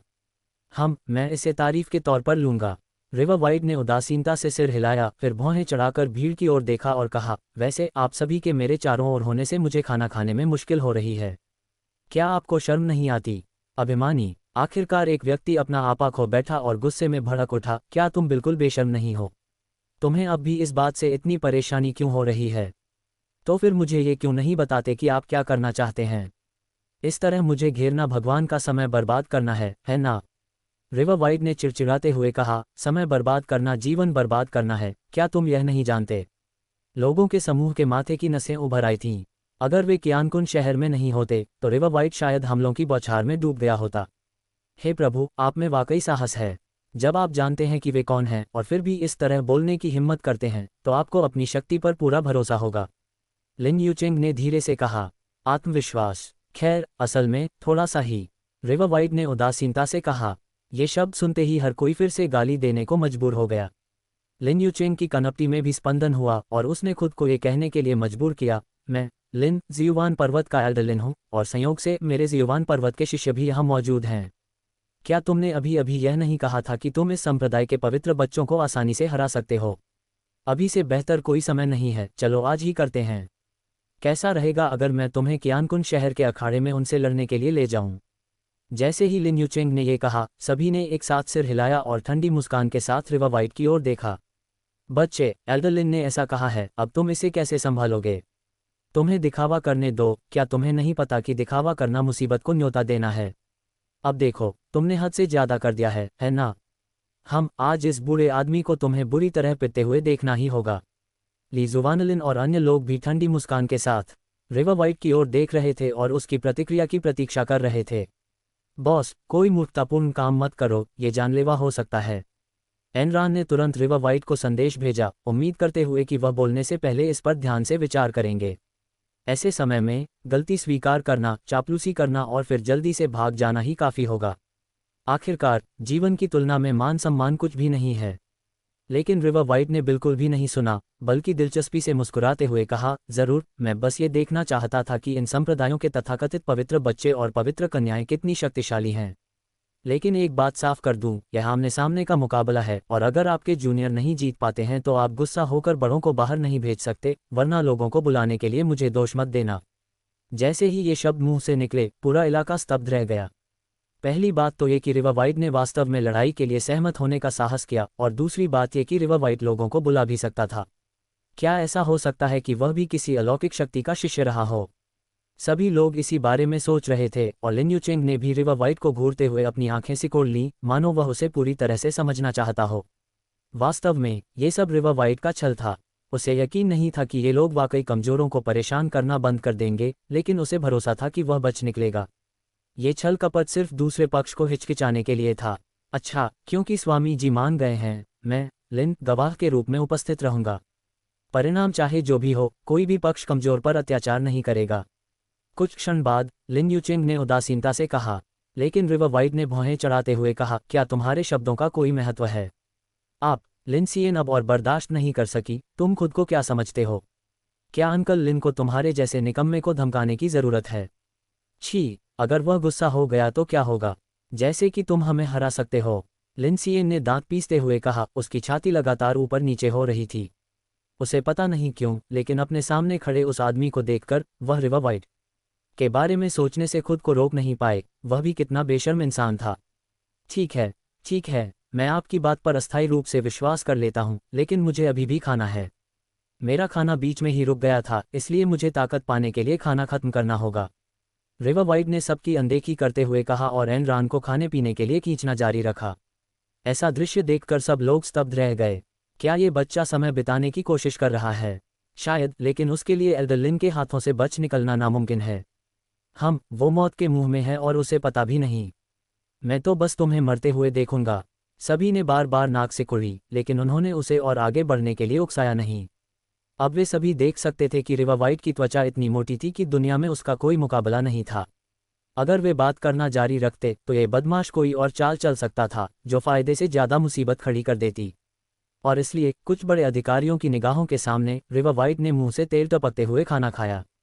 वह तो खुशी खुशी खाना खा रहा था, लेकिन उसके सामने बैठी आनरान बहुत बेचैन थी और उसे खूब पसीना आ रहा था। खाओ, क्या आप अभी भी ऐसे समय में खाने के बारे में सोच रहे हैं? बॉस, क्या नहीं कर सकते? जल्दी करो और खाओ। उनकी परवाह मत करो, अगर वे देखना चाहते हैं तो उन्हें देखने दो, बस पेट भर खाओ। रिवर वाइट ने एनरान की बात काटते हुए कहा, इसके अलावा क्या वे अब हरकत करने की हिम्मत करेंगे? यह मत भूलो कि 1000 युआन राजवंश शहर में लड़ाई की अनुमति नहीं है। बस आराम करो, वैसे भी यही हाल है। अगर नहीं खाओगे तो बाद में भूख लग जाएगी। ये शब्द सुनकर अनरान स्तब्ध रह गई, लेकिन जरा गहराई से सोचने पर अचानक बात समझ में आ गई। जैसा कि बॉस से उम्मीद थी, माउंट ताई के ढह जाने पर भी वे शांत बने रहे। मुझे वास्तव में उनकी इस शांत मानसिकता से कुछ सीखना चाहिए, अनरान ने कहा। मैंने पहले ही सब कुछ नज़रअंदाज कर दिया था और उन लोगों को अपने दिमाग से निकाल दिया था। अब मेरा ध्यान खाने पर केंद्रित था। आसपास के लोग इन दोनों पर गुस्से से आग बबूला थे, लेकिन उनमें से किसी ने भी कुछ करने की हिम्मत नहीं की। ऐसा कदम उठाना 1000 युआन राजवंश के खिलाफ जाना होगा। रिवर वाइट का वांछित पोस्टर अभी भी शहर के द्वार पर चिपका हुआ था। ऐसे खूनी सबक के बाद कौन आधा कदम भी सीमा पार करने की हिम्मत करेगा? अंततः आधे घंटे बाद रिवर वाइट का पेट भरा हुआ था और वह संतुष्ट होकर अपनी कुर्सी पर बैठा था, आनंदपूर्वक अपना मुंह पोंछ रहा था। हे प्रभु, क्या आपने भोजन समाप्त कर लिया है? लिन यूचेंग ने रिवर वाइट की ओर देखते हुए हल्की सी मुस्कान दी। शुरू में तो वह वाकई बहुत गुस्से में था, लेकिन कुछ देर गौर करने के बाद उसने पाया कि यह युवक दिखावा नहीं कर रहा था, बल्कि वास्तव में उसे इन बातों की परवाह नहीं थी। चाहे उनमें अनेक पवित्र बालकों और पवित्र कन्याओं का सामना करने की शक्ति हो या न हो, उनका ये साहस ही लोगों को उन्हें नए नजरिए से देखने के लिए काफ़ी था। परिणामस्वरूप लिन यूचेंग को रिवर वाइट के बारे में काफ़ी जिज्ञासा थी, और वह वास्तव में ये देखना चाहता था कि रिवर वाइट को किस प्रकार के जीवन ने सिखाया था। मैंने खाना खा लिया है, चलिए उस अखाड़े में चलें। रिवर वाइट खड़ा हुआ और आलस से अंगड़ाई ली। अच्छा, सब कुछ व्यवस्थित हो गया है, बस आपके जाने का इंतजार है, लिन यूचेंग ने कहा, और उसी समय अपने हाथ के इशारे से ली जुवानलिन, लिन सियन और अन्य लोगों ने भी रास्ता दे दिया। रिवर वाइट शांतिपूर्वक आगे आगे चल रहा था, उसके पीछे एनरान चल रही थी, और इस तरह एक के बाद एक वे इस तरह से बाहर निकले और अखाड़े की ओर चल पड़े। और इस पूरी प्रक्रिया के दौरान तीनों गुट उन पर नजर रख रहे थे। अध्याय 182 अखाड़ा युद्ध। आज रात क्यानकुन सिटी एरेना में जबरदस्त चहल पहल थी। असल में मैट डेमन सीक्रेट ग्राउंड की वजह से बड़ी संख्या में लोग क्यानकुन शहर में उमड़ पड़े थे और अखाड़े जैसे स्थान खचाखच भरे हुए थे। लेकिन एक खबर ने पूरे इलाके में आग लगा दी। एक व्यक्ति, जिसकी उत्पत्ति अज्ञात थी, ने खुलेआम एक राजवंश, 4 संप्रदायों, 5 पहाड़ों के पवित्र पुत्रों और पवित्र पुत्रियों को उकसाया, और जैसा कि पता चला, वह वास्तव में तलवार सागर संप्रदाय जैसे संप्रदायों के सदस्यों से टकरा गया। इसके बाद दोनों पक्ष अखाड़े में लड़ाई के लिए सहमत हो गए। भला ऐसा आयोजन लोगों को उत्साहित क्यों नहीं करेगा? हे भगवान, मैंने किसी को मरने के लिए इतना उत्सुक, विभिन्न महाशक्तियों के पवित्र पुत्रों और पवित्र पुत्रियों को खुलेआम चुनौती देने का साहस करते और वास्तव में चुनौती स्वीकार करते हुए कितने लंबे समय से नहीं देखा है। आखिरी व्यक्ति जिसने इतनी अखरता दिखाई और मौत को दावत दी, वह जियांग बाई ही प्रतीत होता है, जो वांछित सूची में है ना? हे, वैसे बात करें तो यह आदमी जियांग बाई से भी ज्यादा आत्मघाती है। कम से कम जियांग बाई तो भाग रहा है, लेकिन यह आदमी तो सबके सामने स्वॉर्ड सी सेक्ट के होली सन से लड़ रहा है। शायद यहीं उसकी दर्दनाक मौत हो जाएगी। क्यानकुन सिटी एरेना के अंदर लोगों की भारी भीड़ थी और चर्चाएं जोर शोर से चल रही थीं। बहुत से लोग टिकट नहीं खरीद पाए और किसी तरह भीड़ में घुस गए, इस एकतरफा नरसंहार को देखने के लिए दृढ़ संकल्पित थे, भले ही उन्हें खड़े रहना पड़े। इस तरह की दिलचस्प घटना घटित हुए बहुत लंबा समय हो गया था। इस क्षण स्टेडियम का मालिक खुशी से झूम उठा। खबर सुनते ही उसने तुरंत टिकटों की कीमत बढ़ाने की घोषणा कर दी। महज एक रात की कमाई उनकी पिछले महीने की कमाई से भी अधिक हो सकती है। इस समय जियांग शियाओबाई पहले ही अखाड़े में प्रवेश कर चुका था और वह संप्रदाय के अनेक शिष्यों से घिरा हुआ था। एन रैन उसके ठीक पीछे पीछे चल रहा था। पहले तो वह बहुत चिंतित था, लेकिन जियांग शियाओबाई द्वारा उसका दिमागी संतुलन बिगाड़ने के बाद वह निडर हो गया। जियांग शियाओबाई के अनुसार, जब हालात पहले से ही ऐसे हैं, तो इसका सीधे सामना करने के अलावा और क्या किया जा सकता है? अखाड़े के केंद्र में खड़े होकर अपने चारों ओर लाखों लोगों के जीवंत दृश्य को देखते हुए जियांग शियाओबाई अपार भावनाओं से भर गए थे। वास्तव में काल्पनिक दुनिया के दृश्य भव्य होते हैं। एक स्टेडियम में वास्तव में लाखों लोग बैठ सकते हैं। छोटे दोस्त, तुम युद्ध की क्या योजना बना रहे हो? क्या तुम प्रतिद्वंदी चुनोगे या हमें आगे कैसे बढ़ना चाहिए? लिन यूचेंग ने मुस्कुराते हुए जियांग शियाओबाई की ओर देखा। वह इस समय जियांग शियाओबाई से काफी संतुष्ट था। शुरू से अंत तक दूसरे पक्ष ने जरा सा भी डर नहीं दिखाया। ऐसा साहस सचमुच दुर्लभ और सराहनीय था। कितनी अफसोस की बात है, उसे दिखावा करना पसंद है। लिन यूचेंग ने मन ही मन सोचा, आज उसके जैसे नौजवान के लिए एक सबक हो सकता है। दूसरी तरफ से उसे कोई बड़ी ताकत मिलनी चाहिए, वरना वे ऐसे शिष्य को प्रशिक्षित नहीं कर पाते। एक छोटा सा सबक भी उस बल का वास्तविक उद्देश्य होना चाहिए, है ना? इस समय जियांग शियाओबाई ने विभिन्न संप्रदाय बलों के शिष्यों को भी देखा और उनकी निगाहें अक्सर सूक्ष्म रूप से लिन सियन पर पड़ती थीं। लिन सियन को स्वाभाविक रूप से जियांग शियाओबाई की निगाहों का एहसास हुआ और वह क्षण भर के लिए स्तब्ध रह गई। उसे लगा कि यह निगाहें बहुत जानी पहचानी हैं। क्या ये वही चेहरा नहीं है जो जियांग शियाओबाई तब दिखाता था जब वह उस समय उससे पैसे ठगने की योजना बना रहा था? बेशक लिन सियन को यह बिल्कुल भी नहीं लगता था कि जियांग शियाओबाई ही उसके सामने खड़ा व्यक्ति है। वह तो बस यही मानती थी कि दुनिया में सभी बेशर्म लोग एक जैसे ही होते हैं। क्या मेरे प्यारे दोस्त, तुम्हें कुछ और कहना है? लिन यूचेंग ने शांत भाव से कहा। जियांग शियाओबाई ने मुस्कुराते हुए सिर हिलाया। हे, चूंकि यह एक लड़ाई है और इतना भव्य अवसर है, तो इसमें कुछ दांव क्यों न लगे? ओह, नन्हा दोस्त किस तरह का दांव खेलना चाहता है? लिन यूचेंग ने भौहें चढ़ा लीं। लिन सियन एक तरफ खड़ी होकर बार बार ठंडी सांस लेते हुए बोली, अभी भी दांव लगाने को कह रहे हो? क्या तुम्हें लगता है कि तुम्हारे जीतने का कोई मौका है? जल्दी मत बोलो। जियांग शियाओबाई ने हंसते हुए कहा, कैसा रहेगा अगर एक लड़ाई के लिए 20 मिलियन श्रेष्ठ आत्मा पत्थर मिल जाएं? मजाक कर रहा हूं, क्या तुम इसे बना भी सकते हो? इसी क्षण एक आवाज आई। ये तलवार सागर संप्रदाय के टीम लीडर एल्डर जियान लाओसान की थी। खबर मिलते ही वह तुरंत वहां पहुंचा, लेकिन वहां उसे जियांग शियाओबाई की घमंडी मांग सुनने को मिली। देखते ही देखते उसका गुस्सा भड़क उठा। जो अपनी औकात नहीं जानता, वह हमसे बातचीत करने की हिम्मत कैसे करता है? तो फिर क्यों न हम एक और शर्त जोड़ दें, कोई रोक टोक नहीं, जीवन या मृत्यु। जियांग शियाओबाई ने अपनी आंखें सिकोड़ लीं। जैसे ही ये शब्द बोले गए, मैदान का माहौल स्पष्ट रूप से गंभीर हो गया। जीवन या मृत्यु, इस बच्चे में कितना आत्मविश्वास है। सिर्फ तुम तो मौत को दावत दे रहे हो। तुम्हें मारने के लिए मुझे सिर्फ एक तलवार चाहिए। ली जुवानलिन ने ठंडी सांस लेते हुए कहा, बस मुझे बता दो कि तुम सहमत हो या नहीं, औरतों की तरह आनाकानी करना बंद करो। जियांग शियाओबाई ने व्यंग्य से होंठ सिकुड़े। तुम मौत को दावत दे रहे हो। ली जुवानलिन अब जियांग जियाओबाई को जान से मारने से खुद को रोक नहीं सका। तभी अचानक जियान लाओसान बोला, ठीक है, चूंकि तुम इस तरह खेलना चाहते हो तो मैं तुम्हारे साथ चलूंगा। कोई नियम नहीं, जीवन या मृत्यु का खेल, और दांव पर 20 मिलियन श्रेष्ठ आत्मा पत्थर हैं। लेकिन क्या आपके पास इतना पैसा है? जियान लाओसान के बर्फीले भाव को देखकर जियांग शियाओबाई ने अपनी उंगलियां चटकाईं और उसके बगल में खड़ी आन रान ने तुरंत एक भंडारण अंगूठी बाहर फेंक दी। अंदर पूरे 60 मिलियन श्रेष्ठ आत्मा पत्थर थे, जो वास्तव में 3 मैचों के लिए पर्याप्त थे। आप सभी प्रमुख संप्रदायों से हैं, आप अपने वचन से पीछे नहीं हटेंगे, है ना? जियांग शियाओबाई ने मुस्कुराते हुए कुछ लोगों की ओर देखा। मजाक है, मेरा स्वॉर्ड सी सैक तुम्हारे पैसे देने में कैसे चूक कर सकता है? ली जुवानलिन ने ठंडी सांस लेते हुए कहा, पहला मुकाबला मैं लड़ूंगा। चिंता मत करो, मैं तुम्हें मारूंगा नहीं। मैं तुम्हें बुरी तरह से प्रताड़ित और अपमानित करूंगा और फिर बाकी 2 को भी यही करने दूंगा।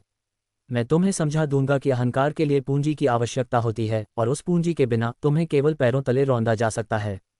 और टिल्ड, मुझे बहुत डर लग रहा है टिल्ड। जियांग शियाओबाई ने उपहास किया, जिससे ली जुवानलिन इतना क्रोधित हो गया कि वह सीधे हमला करना चाहता था। ठीक है, चूंकि ऐसा है तो चलिए मैच शुरू करते हैं। हु चांगलिंग ने भी जियांग शियाओबाई को दिलचस्पी से देखा। ये लड़का थोड़ा दिलचस्प था। मैच शुरू होने ही वाला था।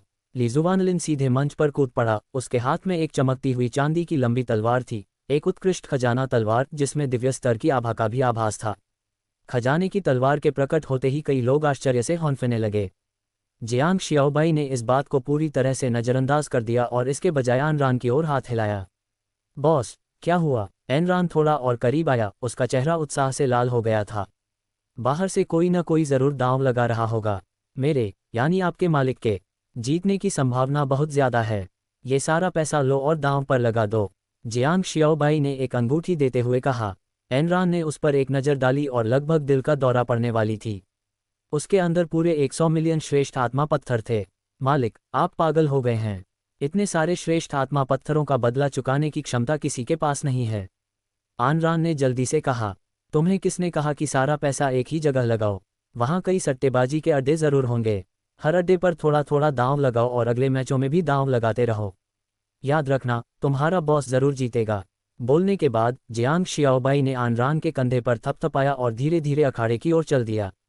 हालांकि आनरान को थोड़ी बेचैनी महसूस हुई, लेकिन आखिरकार उसने दांत पीसते हुए कहा, बॉस, मैं इस बार आप पर भरोसा करूंगा। अध्याय 183 स्पष्ट रूप से हॉन्ग शिक्सिन। वह तुरंत दर्शकों की सीटों की ओर दौड़ा और जियांग शियाओबाई पर दांव लगाने के लिए कुछ ऑड्स खोजने लगा। इस समय जियांग शियाओबाई अखाड़े में खड़ा था और उसके हाथ में एक उच्च श्रेणी की कीमती तलवार थी। अगाध इंद्रधनुष को बाहर नहीं निकाला जा सकता था। लिनसियन ने न केवल अगाध इंद्रधनुष को पहचाना, बल्कि केवल उसके स्तर का ही आकलन उपस्थित विशेषज्ञों द्वारा किया जा सकता था, और कोई लालची हो सकता था। बच्चे, अपना नाम बताओ। मैं किसी भी मामूली आदमी से नहीं लड़ूंगा, ली जुवानलिन ने ठंडी हंसी के साथ जियांग शियाओबाई की ओर देखते हुए कहा। जियांग शियाओबाई का भाव सहज था। ध्यान से सुनो, शियाओये का नाम कभी नहीं बदलता, न ही उसका उपनाम।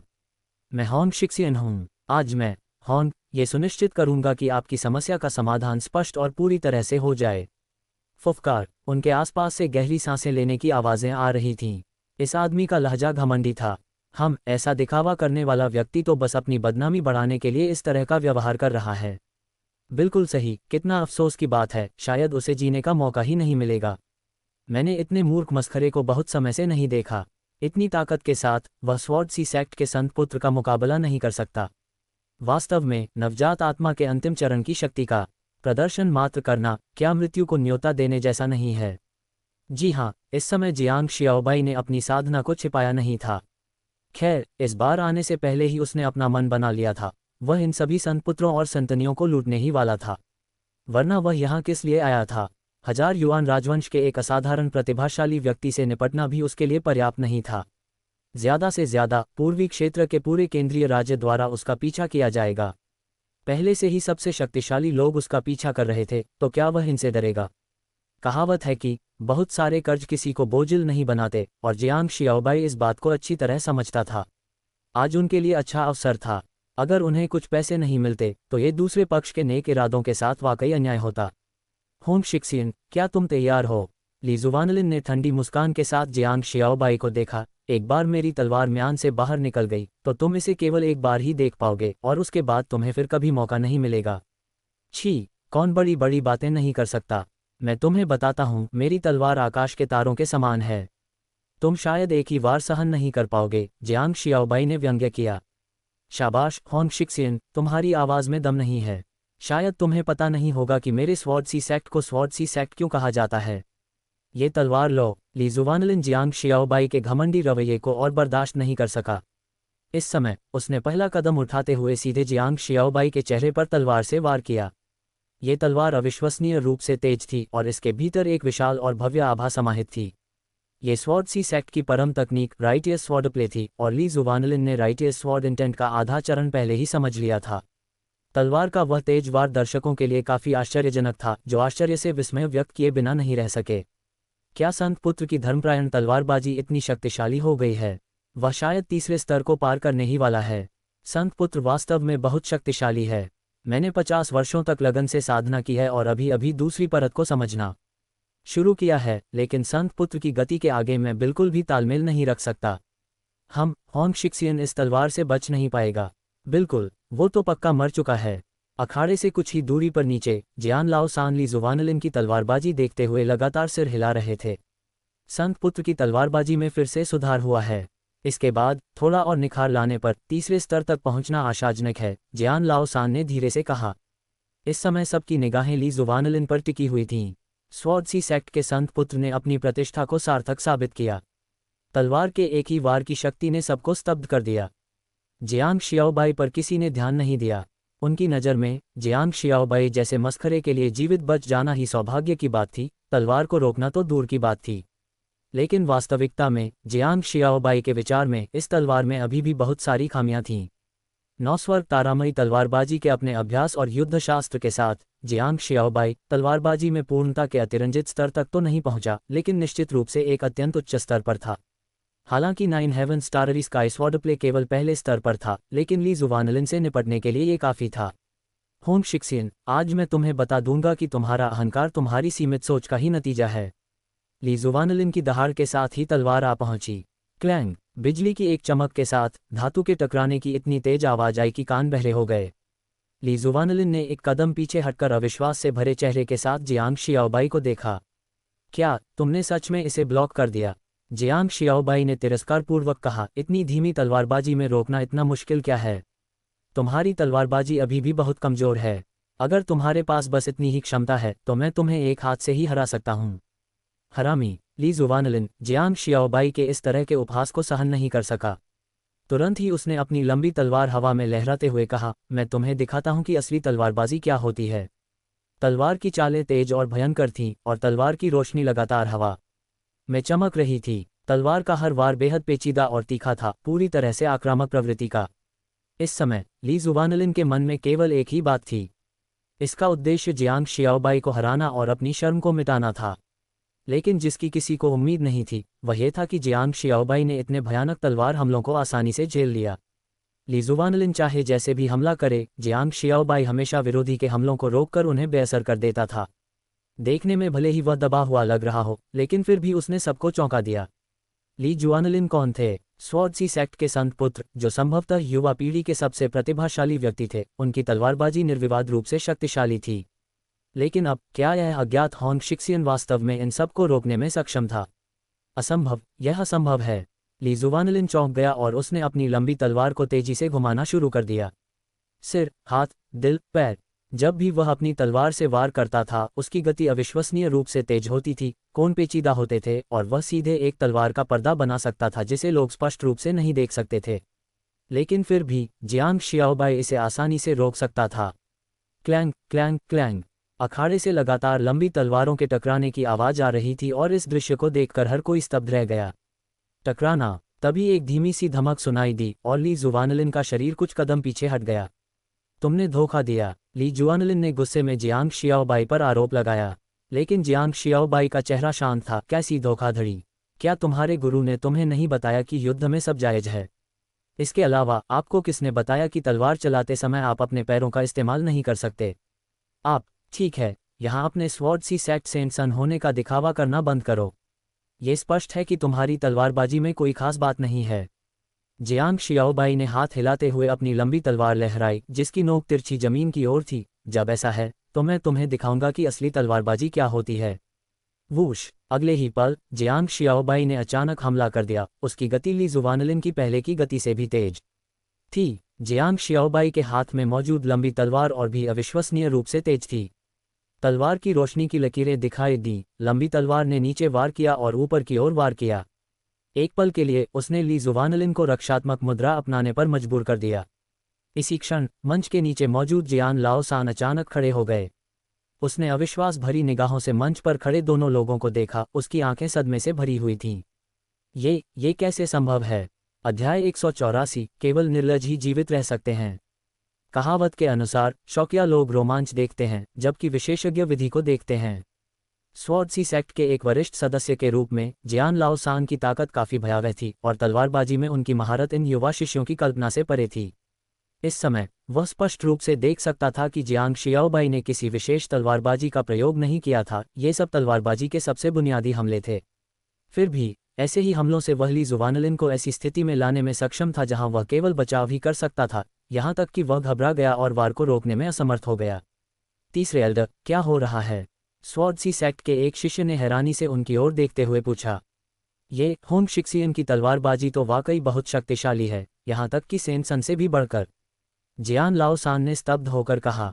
ये शब्द सुनकर सब लोग स्तब्ध रह गए। जियान लाओसान, आप मजाक तो नहीं कर रहे हैं? हु चांगलिंग ने भौहें चढ़ाते हुए कहा। मुझे भी तलवारबाजी की थोड़ी बहुत समझ है और वह तो बस सबसे बुनियादी हमलों का इस्तेमाल कर रहा है। ये सभी सबसे बुनियादी हमले हैं, इसीलिए इनसे उनकी तलवारबाजी की महारत का पता चलता है।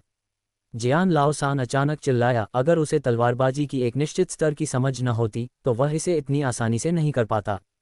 सभी लोग चौंक गए। इसी बीच अखाड़े में ली जुवानलिन भी बेहद हैरान था। उसने कभी कल्पना भी नहीं की थी कि एक बार जब जियांग जियाओबाई ने अपना हमला शुरू कर दिया तो वह उसका बचाव करने में असमर्थ होगा।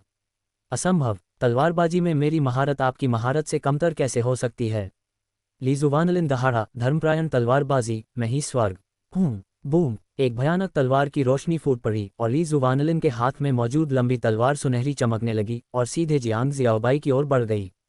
आकाश में एक विशाल और राजसी तलवार की आभा प्रकट हुई। शक्ति के इस अंश को महसूस करना ही किसी के दिल की धड़कन को तेज करने के लिए काफी था। ये स्वॉर्ड सी सेक्ट का धर्मप्रायण तलवारबाजी का खेल है। संत सोनली गंभीर हो रहे हैं, किसी ने हैरानी से कहा।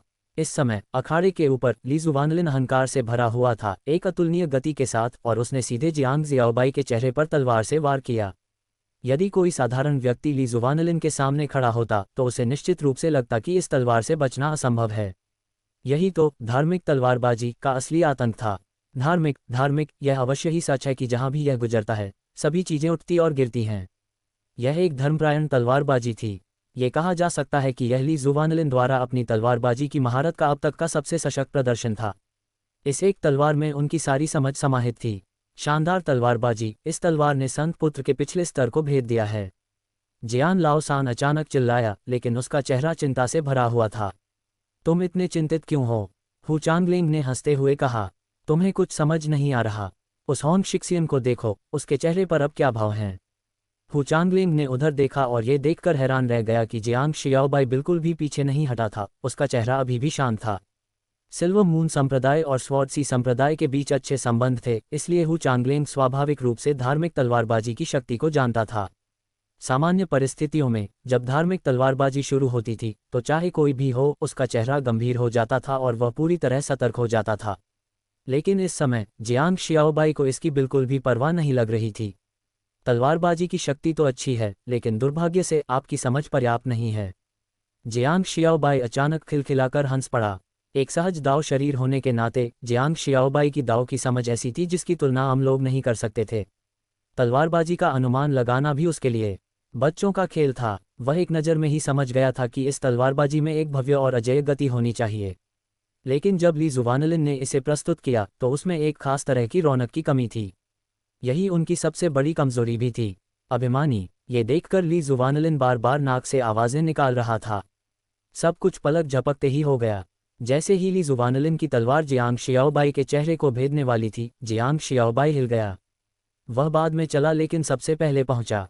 9 स्वर्गों में तारों भरा आकाश, तलवारबाजी। एक तलवार बाहर निकली तो तारे प्रकट हो गए। बूम, लंबी तलवारें टकराईं और ली जुवानलिन की अजेय धार्मिक तलवारबाजी की गति को जियांग जियाओबाई ने सीधे चकनाचूर कर दिया। वहां मौजूद सभी दर्शक चौंक गए, उन्हें धुंधले तौर पर तारों की रोशनी का हल्का सा एहसास भी हुआ। जियांग शियाओबाई के पीछे मानो तारों की एक धुंधली सी आकृति दिखाई दी। टकराना, ली जुवानलिन टूटी हुई डोर वाली पतंग की तरह अखाड़े से बाहर उड़ गया। हालांकि जियांग शियाओबाई ने वास्तव में गंभीरता नहीं दिखाई थी, उसने अपनी आधी ही ताकत लगाई थी। ली जुवानलिन की कमजोरी को पहचानते हुए ही उसने उसे हराया था। जमीन पर गिरने के बावजूद ली जुवानलिन को गंभीर चोट नहीं आई। लेकिन ये तलवार हालांकि ज्यादा नुकसान नहीं पहुंचाती थी, फिर भी बेहद अपमानजनक थी। जियांग शियाओबाई ने इतनी आसानी से उनके जीवन भर के अध्ययन को तोड़ दिया। ली जुवानलिन ने कांपती आंखों से जियांग शियाओबाई को देखा, उसका चेहरा हैरानी से भरा हुआ था। स्वॉर्ड सी सेक्ट के संत पुत्र, तुम इससे ज्यादा कुछ नहीं हो। तुम हार गए। जियांग शियाओबाई का चेहरा शांत था, फिर उसने सीधे सिल्वर मून सेक्ट की ओर देखा। सिल्वर मून सेक्ट की संत, ऊपर आइए। मैं आपके 20 मिलियन श्रेष्ठ आत्मा पत्थर ले लूंगा। कमीने, लिन सियेन ने गुस्से में अपना पैर पटका, दांत पीसते हुए अखाड़े में छलांग लगा दी। इस समय आसपास खड़े दर्शक ली जुवानलिन की हार के सदमे से उबर पाए। इससे पहले कि वे कुछ प्रतिक्रिया दे पाते, उन्होंने लिन सियेन को भी मंच पर आते देखा। आखिर चल क्या रहा है? बकवास बंद करो, जल्दी देखो। संत लिन सियेन इस बच्चे को जरूर हरा देंगी। बिल्कुल सही, सेंट सोन ली ने पहले जरूर लापरवाही की होगी, वरना ये बच्चा कैसे जीत सकता था? अखाड़े में लिन सियेन ने गंभीर भाव से जियांग शियाओबाई की ओर देखा। प्रतिद्वंद्वी की ताकत उसकी कल्पना से कहीं अधिक थी। ली जुवानलिन को तलवारबाजी में एक प्रतिभाशाली माना जा सकता था, फिर भी वह प्रतिद्वंद्वी से हार गया। मुझे लापरवाह नहीं होना चाहिए, लिन सियेन ने मन ही मन कहा, फिर जियांग शियाओबाई की ओर देखा। होंग शिक्सियन, तुम्हारी ताकत वाकई अच्छी है, लेकिन जरूरी नहीं कि मैं तुमसे हार जाऊं। जरूरी नहीं कि तुम मुझसे हार जाओ। जियांग शियाओबाई मुस्कुराया, वह सचमुच इस महिला को एक हाथ से आसानी से हरा सकता था। मेरे सिल्वर मून संप्रदाय, कमीने, तुमने तो चुपकर हमला कर दिया। लिन सियेन अभी बोल ही रही थी कि जियांग शियाओबाई ने अचानक अपनी चाल चली, जिससे वह सचमुच चौंक गई। अपनी झुंझलाहट में लिन सियेन ने भी प्रतिक्रिया व्यक्त की और दहाड़ते हुए प्रहार किया। हे, क्या तुम्हारे गुरु ने तुम्हें यह नहीं सिखाया कि जीवन मरण की लड़ाई लड़ते समय तुम नासत्तात्मक आत्मा अवस्था में नहीं रह सकते? जियांग शियाओबाई ने हंसते हुए लिन सियेन को आसानी से निपटा दिया। लिन सियेन पहल करने में चूक गया और जियांग शियाओबाई द्वारा उसे अस्थायी रूप से दबा दिया गया। नीचे दर्शकों के बीच से जियांग शियाओबाई के खिलाफ गुस्से भरी आवाजें आ रही थीं। उन्होंने उसे एक ऐसा बच्चा कहा जो छुपकर हमले करता था और जिसमें युद्ध संबंधी नैतिकता का अभाव था। लेकिन हु चांगलेंग का चेहरा ठंडा था, क्योंकि वह जानता था कि जियांग शियाओबाई सही कह रहा था। जीवन मरण की लड़ाई लड़ते समय सबसे वर्जित बात यह है कि आप आत्मा की प्रारंभिक अवस्था में हों। पलक झपकने जितना समय भी घातक हो सकता है। ये कहना जरूरी है कि वर्तमान युवा शिष्यों में इस संबंध में अनुभव की काफी कमी है। एक क्षण के लिए जियांग शियाओबाई के प्रति हु चांगलेंग का रवैया भी गंभीर हो गया। केवल वही नहीं, बल्कि बाकी सभी बुजुर्ग भी वैसे ही थे। उन्होंने जियांग शियाओबाई को देखा, उनके चेहरे पर जटिल भाव थे। इस बच्चे का पालन पोषण किसने किया? लिन यूचेंग ने धीमी आवाज में कहा। बिल्कुल, मैं भी जानना चाहता हूं कि किस निर्लज कमीने ने उसे पाला पोसा है। वह बेहद नीच, धूर्त और बेईमान है। ऐसे तरीके भला किसी धर्मात्मा व्यक्ति के कैसे हो सकते हैं? जियान लाओसान भी आक्रोशित था। जियांग शियाओबाई के सभी कार्यों से लोग घृणा से दांत पीसने लगते थे, लेकिन वास्तव में उनके तरीके सबसे प्रभावी थे। निर्लज होकर ही जीवित रहा जा सकता है। अध्याय 185 होंग शिक्सियन शानदार है। इस समय मंच पर लड़ाई एकतरफा रूप ले चुकी थी। लिन सियेन के प्रदर्शन में गिरावट के लक्षण दिखने लगे थे और अगर यह सिलसिला जारी रहा तो अंततः जियांग शियाओबाई उसे हरा देगी। तभी लिन सियेन ने अचानक जियांग शियाओबाई के तलवार के वार का फायदा उठाते हुए सिल्वर मून सेक्ट की गुप्त तकनीक का इस्तेमाल किया। Silver moon blade art. Lin Xian ने एक धीमी दहाड़ लगाई और उसके हाथ में मौजूद लंबी तलवार अचानक चंद्रमा जैसी चमक में बदल गई और अपनी चरम गति तक पहुंच गई। सिल्वर मून ब्लेड आर्ट अपनी गति के लिए प्रसिद्ध थी। एक ही वार में इसकी गति इतनी तेज थी कि इससे बचाव करना असंभव था, और यह हमला जियांग शियाओबाई के आक्रमण में मौजूद कमजोर बिंदु को सटीक निशाना बनाकर किया गया था। इस अवसर का सही समय चुनना बेहद जोखिम भरा था। यदि जियांग शियाओबाई के पास युद्ध का अनुभव नहीं होता तो उसे हार का सामना करना पड़ सकता था। दुर्भाग्यवश जियांग शियाओबाई ने पहले ही युद्ध कला शास्त्र में पूर्ण महारत हासिल कर ली थी। उनकी नज़र में ये छोटी सी शरारत बच्चों का खेल मात्र थी। उसका हर कदम लंबे समय से सावधानीपूर्वक योजनाबद्ध था, कुछ ऐसा जिसकी कल्पना लिन सियेन जैसी छोटी लड़की, जिसे ज़्यादा अनुभव नहीं था, नहीं कर सकती थी। दूसरे शब्दों में कहें तो जियांग शियाओबाई द्वारा वर्तमान में प्रदर्शित की जा रही वह खामी जानबूझकर थी। सही समय पर जियांग शियाओबाई जोर से हंसा और अपनी लंबी तलवार की नोक घुमाई। उसने लिन सियेन के हमले का सीधा जवाब देने के बजाय उसके हमले की दिशा में आगे बढ़ते हुए अपनी तलवार को ऊपर से नीचे की ओर चलाया। इस तलवार का निशाना लिन सियेन का दिल या चेहरा नहीं था, बल्कि वह हाथ था जिसमें उसकी लंबी तलवार थी। स्थिति बेहद जटिल थी और गति बहुत तीव्र थी। उस क्षण लिन सियेन के पास अपने हाथ में पकड़ी लंबी तलवार को छोड़ने के अलावा कोई चारा नहीं था। ये जियांग शियाओबाई का परिपक्व अनुभव था जो उन्होंने तैयारी के दौरान प्रदर्शित किया था, जिसकी तुलना लिन सियेन जैसी लाड़ प्यार में पली बड़ी सिंतनी से नहीं की जा सकती थी, जो अपने संप्रदाय में ही बड़ी हुई थी। लंबी तलवार के हाथ से छूट जाने के साथ ही लिन सियेन ने अपना हथियार खो दिया, और लड़ाई के दौरान हथियार खोना सबसे घातक गलती होती है। जियांग शियाओबाई का अगला तलवार का वार सीधे लिन सियेन के दिल पर था। लिन सियेन तुरंत चौंक गई और तलवार से बचने के लिए मुड़ने की कोशिश की, लेकिन दुर्भाग्य से जियांग शियाओबाई उससे भी तेज थी। सब कुछ पलक झपकते ही हो गया। लिन सियेन को केवल अपनी छाती में दर्द महसूस हुआ, जिसके बाद उसके पेट पर एक जोरदार प्रहार हुआ जिससे वह मंच से दूर जा गिरी। सौभाग्यवश वह अभी भी मजबूती से जमीन पर खड़ी हो पा रही थी।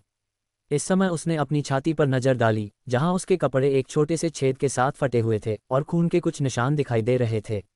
यह महज एक मामूली खरोंच थी, आध्यात्मिक शक्ति के थोड़े से संकेंद्रण से यह ठीक हो जाएगा। तुमने मुझे क्यों नहीं मारा? लिन सियेन ने हैरानी से जियांग शियाओबाई की ओर देखा। वह इस समय उस तलवार से बच नहीं सकती थी। जियांग शियाओबाई उसे उसी क्षण मार डालने में पूरी तरह सक्षम था, लेकिन उन्होंने ऐसा नहीं किया। मैं तुम्हें क्यों मारूंगा? क्या हमारे बीच कोई गहरी दुश्मनी है? जियांग शियाओबाई का चेहरा शांत था। ये तो बस एक अभ्यास मैच था। ये कहना कि जीवन या मृत्यु का कोई महत्व नहीं है, सरासर झूठ है। अगर मेरा इरादा सचमुच उस तलवार से जान लेने का होता तो आपके बड़े बुजुर्ग पल भर में मेरी जान ले सकते थे। जैसे ही उन्होंने बोलना समाप्त किया, एल्दहू चांगलेंग का चेहरा सचमुच थोड़ा लाल हो गया। अन्य लोग शायद प्रतिक्रिया न देते, लेकिन ये बुजुर्ग दे सकते थे। हालांकि उस क्षण उन्हें जियांग शियाओबाई की जानलेवा मंशा का एहसास नहीं हुआ था, इसलिए उन्होंने कोई कार्रवाई नहीं की, बल्कि आध्यात्मिक शक्ति का उपयोग करके लिन सियेन की हृदय नाड़ी की रक्षा की। अब इसे देखते हुए ये जियांग शियाओबाई सचमुच भयानक था। उसने न केवल अपने कार्यों पर पुनर्तः नियंत्रण रखा, बल्कि शुरुआत से अंत तक सभी को पूरी तरह से अपने वश में कर रखा था। इस समय एल्दहू चांगलेंग को यह भी महसूस हुआ कि जियांग शियाओबाई ने जानबूझकर दोनों पक्षों के बीच झगड़ा भड़काने के लिए ऐसा कहा था, और इसका उद्देश्य या तो स्वयं का नाम रोशन करना था या उन आध्यात्मिक पत्थरों का नाम रोशन करना था। तथापि ऐसा व्यक्ति किसी महाशक्ति द्वारा प्रशिक्षित संत पुत्र ही होगा। ऐसे दर्जे के साथ क्या उसके पास आध्यात्मिक पत्थरों की कमी होगी? एल्दहू चांगलेंग थोड़ा हैरान थे।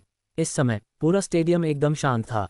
जिन लोगों ने पहले मार्शल एथिक्स का पालन न करने के लिए जियांग शियाओबाई को कोसा था, उन सभी ने अपने मुंह बंद कर लिए थे। जब वह ऐसी स्थिति में दया दिखा सकता था और किसी को मार नहीं सकता था, तो इसे युद्ध संबंधी नैतिकता का उल्लंघन कैसे कहा जा सकता है? ये तो युद्ध संबंधी नैतिक नियमों का अत्यधिक पालन था। इतना ही नहीं, जियांग शियाओबाई की दो संत पुत्रों और संतनियों पर लगातार जीत ये दिखाने के लिए पर्याप्त थी कि उनकी अपनी शक्ति कितनी भयावह थी। लेकिन समस्या ये थी कि उन्होंने होंग शिक्सियन नाम के बारे में कभी सुना ही नहीं था। कुछ समय के लिए सदमे से उबर चुके सभी लोग यह अटकलें लगाने लगे कि यह होंग शिक्सियन वास्तव में कौन था। अरे, पूर्वी क्षेत्र के मध्य राज्य में होंग परिवार तो नहीं है ना? और सेंट्रल स्टेट की अधिकांश महाशक्तियां यहाँ मौजूद हैं, लेकिन मैंने कभी किसी ऐसी शक्ति के बारे में नहीं सुना जिसमें होंग शिक्सियन नाम का कोई व्यक्ति हो। क्या ऐसा हो सकता है कि यह होंग शिक्सियन 3 अलौकिक शक्तियों में से किसी एक से आया हो? मजाक मत करो। अलौकिक शक्तियां ऐसी हैं जिनकी हम कल्पना भी नहीं कर सकते, और उनका दर्जा बहुत ऊंचा होगा। वे कैसे आकर हमसे पंगा ले सकते हैं? इसके अलावा होंग शिक्सियन का साधना स्तर उनके स्तर का नहीं है। संभवतः ये किसी एकांत प्रिय विशेषज्ञ द्वारा प्रशिक्षित एक अत्यंत कुशल शिष्य है। ये बिल्कुल संभव है। बिल्कुल सही। पूर्वी क्षेत्र के मध्य राज्य में अभी भी कई ऐसे व्यक्ति हैं जिनकी प्रतिष्ठा बेहद मजबूत है। भीड़ में मौजूद अनरान अपने आसपास के लोगों की बातें सुनकर मन ही मन हंसने से खुद को रोक नहीं पा रहा था। कितनी अलौकिक शक्तियां, कितने कुशल शिष्य। वे सब नकली थे। इस दुनिया में होंग शिक्सियन नाम का कोई व्यक्ति नहीं था। उसके बॉस ने शायद यूं ही यह कहानी गढ़ दी होगी। इसके अलावा आन रान की निगाहें अब जियांग शियाओबाई की ओर उत्साह से भरी हुई थीं। अगर पहले उसे जियांग शियाओबाई पर थोड़ा भरोसा था तो अब उसे पूरा भरोसा था। यदि उसने कहा था कि वह स्वॉर्ड सी सेक्ट के संत पुत्र को आसानी से हरा देगा तो उसने उसे आसानी से हरा दिया। प्रतिद्वंद्वी के पास पलटवार करने की कोई शक्ति नहीं थी। विशेषकर लिन सियेन के साथ व्यवहार करते समय उसने अपने व्यवहार का भरपूर प्रदर्शन किया। वाकई भयावह। अब मोटे ताजे आनरान ने जियांग शियाओबाई को पूरी तरह से अपने जीवन का आदर्श मान लिया था, वह लक्ष्य जिसे वह अपने पूरे जीवन भर हासिल करने की कोशिश करेगा। शाबाश बॉस, आप सबसे अच्छे हैं बॉस। अनरान अचानक दहाड़ उठा, जिससे उसके आसपास मौजूद कई दर्शक चौंक गए। हालांकि आनरान को इसकी परवाह नहीं थी, वह जियांग शियाओबाई के लिए लगातार हौसला अफजाई करता रहा। शुरू में आसपास के लोग आनरान को एक मूर्ख की तरह देखते थे, लेकिन जल्द ही सभी उससे प्रभावित हो गए। पहली बात तो ये कि आनरान की चीखें अविश्वसनीय रूप से ऊर्जावान थीं, और दूसरी बात ये कि जियांग शियाओबाई द्वारा प्रदर्शित शक्ति ने वास्तव में सभी की प्रशंसा अर्जित की। होंग शिक्सियन, जाओ होंग शिक्सियन, जियुवान माउंटेन सेंटेस को हराओ। होंग शिक्सियन, तुम सबसे अच्छी हो, मैं तुम्हारे बच्चे पैदा करना चाहती हूँ। होंग शिक्सियन, तुम कमाल हो, मेरी जान। होंग शिक्सियन, इन 3 शब्दों ने पूरे आयोजन स्थल में जोश भर दिया।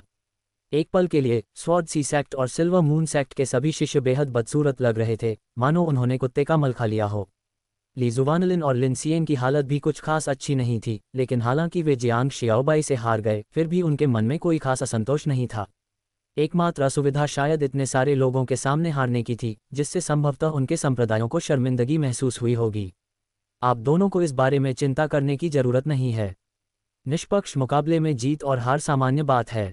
उनके चेहरे के भाव देखकर लिन यूचेंग ने भी उन्हें सांत्वना देने के लिए कुछ कहा। इस बार हारने से कोई फर्क नहीं पड़ता, हम अगली बार इसे वापस जीत लेंगे। अब अगला काम हमारी जियुवान पर्वत की सनसनी पर निर्भर है। अध्याय 186 राज्य को क्यों दबाना चाहिए। लिन यूचेंग के बोलते ही काले चोगे में एक लंबी आकृति, जिसका चेहरा काले घूंघट से ढका हुआ था, जियुवान पर्वत के शिष्यों की कतारों से निकली। काले घूंघट के नीचे उसका चेहरा पहचानना मुश्किल था।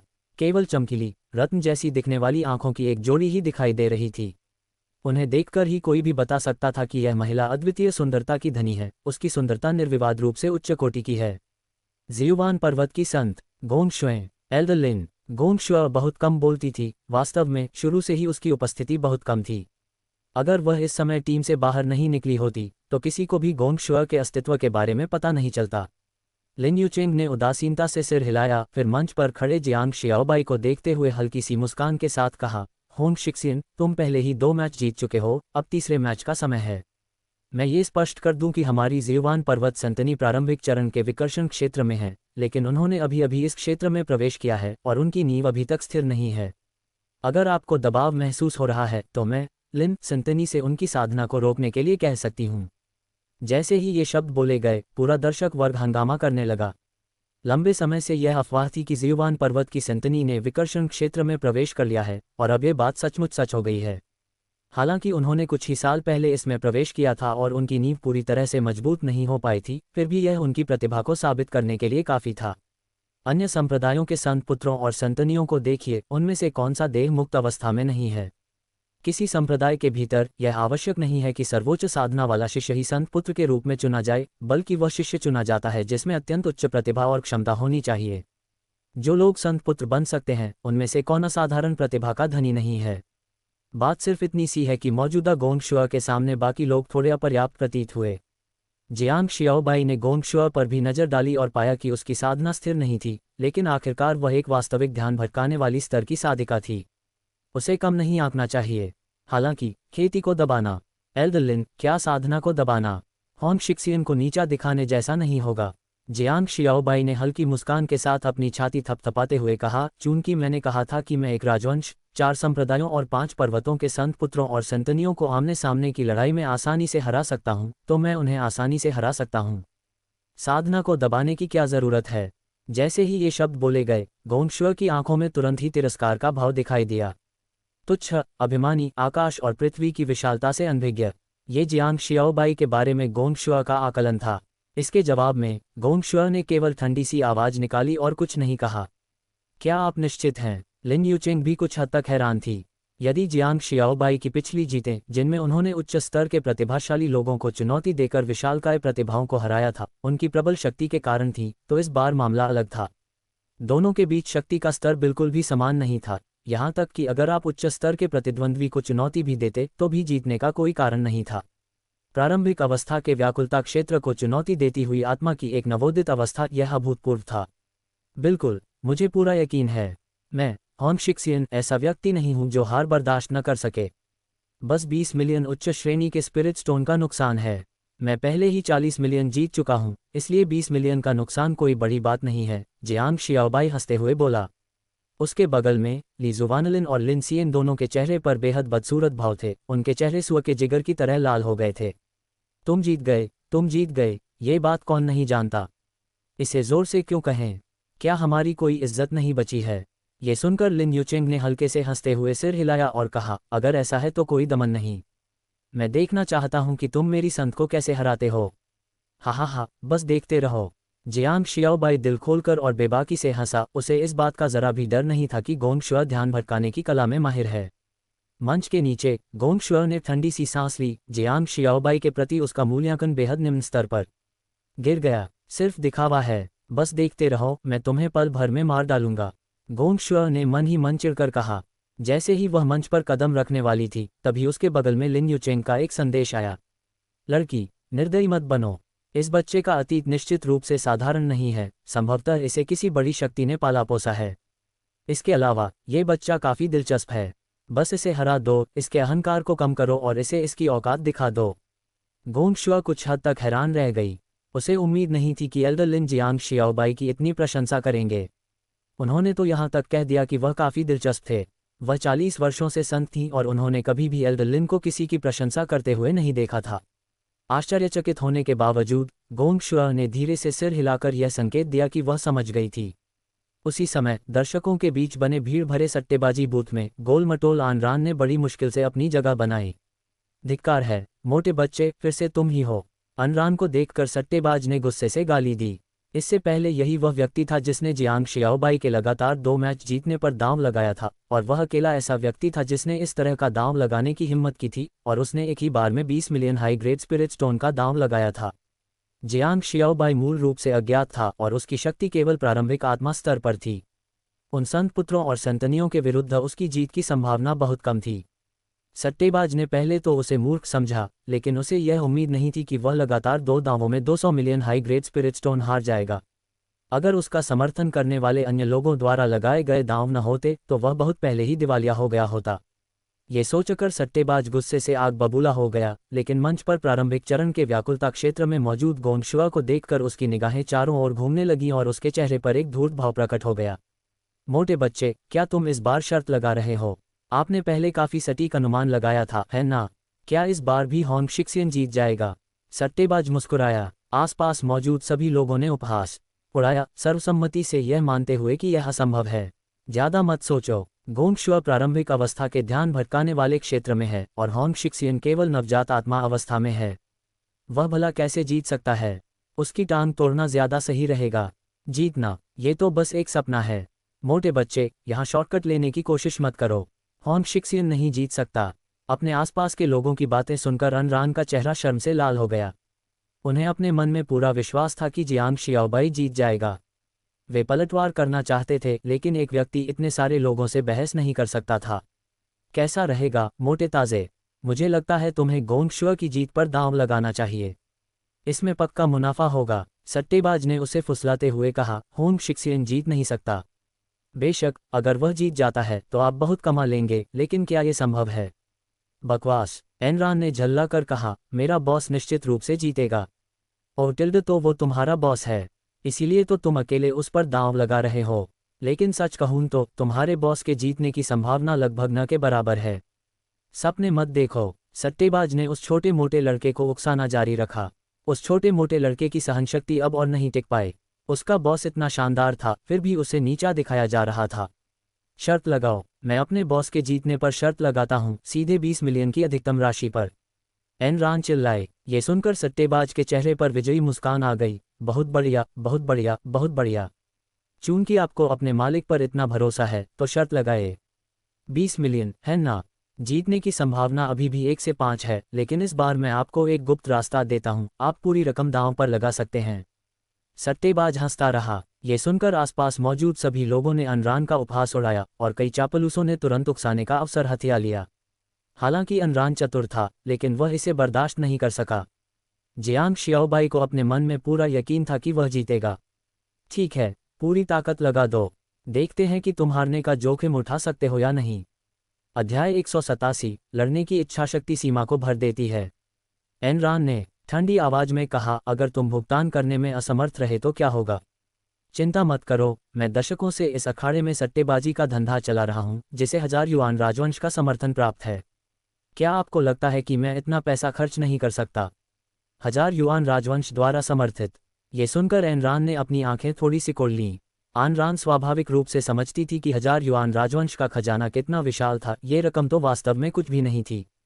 हालांकि इस समय उसका दिमाग गुस्से से उबल रहा था, लेकिन वह ये भी समझता था कि अगर वह सब कुछ दांव पर लगा दे और दूसरा पक्ष भुगतान करने में असमर्थ होने के कारण भाग जाए, तो क्या उसका खेल खत्म नहीं हो जाएगा। शुरू में एनरान ने 200 मिलियन देने की योजना बनाई थी, लेकिन अब एनरान उस तरह से नहीं सोचती थी। क्या आपको यकीन है कि आप 1000 युआन राजवंश से हैं? क्या वे आपके लिए भुगतान करने को तैयार हैं? तो आप निश्चिंत हो सकते हैं। क्यानकुन शहर में ऐसा कौन है जो मुझे, वांग लाओवू को नहीं जानता? मैं नगर स्वामी के लिए काम करता हूं, और क्या नगर स्वामी 1000 युआन राजवंश का हिस्सा नहीं है? वांग लाओवू ने अपनी छाती थपथपाते हुए कहा, सच कहूं तो ये सट्टेबाजी का अड्डा सिर्फ नगर स्वामी के लिए नहीं है, इसका अधिकांश हिस्सा 1000 युआन राजवंश के सैन्य अधिकारियों द्वारा लिया जाता है। उनके समर्थन के बिना क्या आपको लगता है कि यह सट्टेबाजी का धंधा भी चल सकता है? इतना ही नहीं, वांग लाओवू ने 1000 युआन राजवंश का एक प्रतीक चिन्ह भी निकाला। स्वयं आनरान एक प्रमुख शक्ति से थे और उन्होंने पहले भी ऐसे प्रतीक देखे थे, जिन्हें उन्होंने एक नज़र में ही असली के रूप में पहचान लिया था। ये सोचकर अनरान ने राहत की एक लंबी सांस ली। उस समय तो बॉस ने ही मुझे मुसीबत खड़ी करने के लिए उकसाया था, इस बार मैं बॉस के लिए भी कुछ करूंगा। मालिक, बस देखते रहिए कि मैं आपके क्रोध को शांत करने के लिए 1000 युआन राजवंश की खाल कैसे उतारता हूं। एनरान ने मन ही मन उपहास किया, फिर वांग लाओवू की ओर देखा। ठीक है, तो मैं 1 अरब उच्च श्रेणी के स्पिरिट स्टोन रख दूंगा। क्या 1 अरब? वांग लाओवू ने हैरानी से कहा, यह पैसा तो बहुत ज्यादा है। वह क्षण भर के लिए घबरा गया। 1 से 5 के अनुपात में 1 अरब का मतलब होगा कि उसे इस मोटे आदमी को मूलधन और ब्याज सहित कुल 6 अरब लौटाने होंगे। ये रकम खगोलीय थी, इसे कौन सहन कर सकता है? क्या तुम डर रहे हो? क्या आपने यह नहीं कहा था कि 1000 युआन राजवंश आपका समर्थन कर रहा है? अब तुम क्यों डर रहे हो? एनरान ने उपहास उड़ाते हुए कहा, तुम बकवास कर रहे हो, मैं डरपोक बन जाऊं? वांग लाओवू ने तुरंत चिल्लाया, फिर उसकी निगाहें आनरान की ताकत का सावधानीपूर्वक आकलन करने के लिए चारों ओर घूमी। वह भी केवल आत्मा के प्रारंभिक चरण में ही था। इस मोटे आदमी को देखकर लगता है कि उसे शायद कुछ समर्थन प्राप्त था, लेकिन निश्चित रूप से इतना नहीं कि उसकी तुलना 1000 युआन राजवंश से की जा सके। कुछ देर सोचने के बाद वांग लाओवू इस निष्कर्ष पर पहुंचा कि भले ही यह मामला उजागर हो जाए, इस मोटे आदमी के पीछे की ताकतें इसे उजागर करने की हिम्मत नहीं करेंगी। उस समय पैसा वापस किया जा सकता था। अगर वह हार जाता तो और भी अच्छा होता, पैसा उसका होता। ये सोचकर वांग लाओवू ने व्यंग्यपूर्वक कहा, डरने की क्या बात है? अगर तुम शर्त लगाने की हिम्मत करते हो तो मैं भुगतान करने की हिम्मत करता हूं। अच्छा, अनुबंध तैयार करो। एनरान ने मेज पर हाथ पटका और उस पर एक भंडारण रिंग रखते हुए कहा, अनुबंध में यह अवश्य लिखा होना चाहिए कि यह पैसा 1000 युआन राजवंश द्वारा भुगतान किया गया है। बड़ी बात क्या है? ऐसा कौन सा अनुबंध है जो इस तरह से नहीं लिखा जाता? वांग लाओवू ने उदासीनता से कहा, फिर अपना हाथ हिलाया और किसी ने तुरंत अनुबंध तैयार कर लिया, जिस पर क्यानकुन नगर के स्वामी के महल की मुहर भी लगी हुई थी। ये देखकर एनरान मन ही मन मुस्कुराए। अनुबंध में मोटे तौर पर यह कहा गया था कि यदि जियांग शियाओबाई जीत जाता है तो 1000 युआन राजवंश द्वारा धन का भुगतान किया जाएगा, और नगर प्रमुख के महल की मुहर ने इस बात की पुष्टि कर दी। हालांकि आनरान ने अनुबंध में कुछ बदलाव किए। इस तरह, अगर 1000 युआन राजवंश इसे मानने से इनकार कर दे और जिम्मेदारी क्यानकुन नगर के स्वामी के महल पर डालने की कोशिश करे तो भी यह बेकार होगा। अनुबंध में संशोधन के बाद एनरान ने सीधे हस्ताक्षर किए और भुगतान किया। वांग लाओवू, मैं तुम्हारे पैसों का इंतजार कर रही हूँ। आनरान ने वांग लाओवू को एक अर्थपूर्ण मुस्कान दी, जिसकी मुस्कान में धूर्तता का हल्का सा संकेत था। उस मुस्कान को देखकर वांग लाओवू को बिना किसी कारण के बेचैनी महसूस हुई। उसे ऐसा क्यों लग रहा था कि उसके साथ धोखा हो रहा है? तुम मेरा क्या बिगाड़ सकते हो? ये तो छोड़ ही दीजिए कि क्या होंग शिक्सियन गोंगशुआ को हरा सकता है, और अगर वह जीत भी जाता है तो क्या आप 1000 युआन राजवंश से कर्ज वसूलने की हिम्मत करेंगे? वांग लाओवू ने मन ही मन उपहास किया और इस मामले को दिल पर नहीं लिया। फिर वह चिल्लाने लगा, अपनी शर्त लगाओ, अपनी शर्त लगाओ। अखाड़े में गोंग शुआ पहले से ही जियांग शियाओबाई के सामने खड़ी थी। उसका चेहरा काले घूंघट से ढका हुआ था, लेकिन उसकी रत्न जैसी चमकदार आंखें शीतलता से भरी हुई थीं।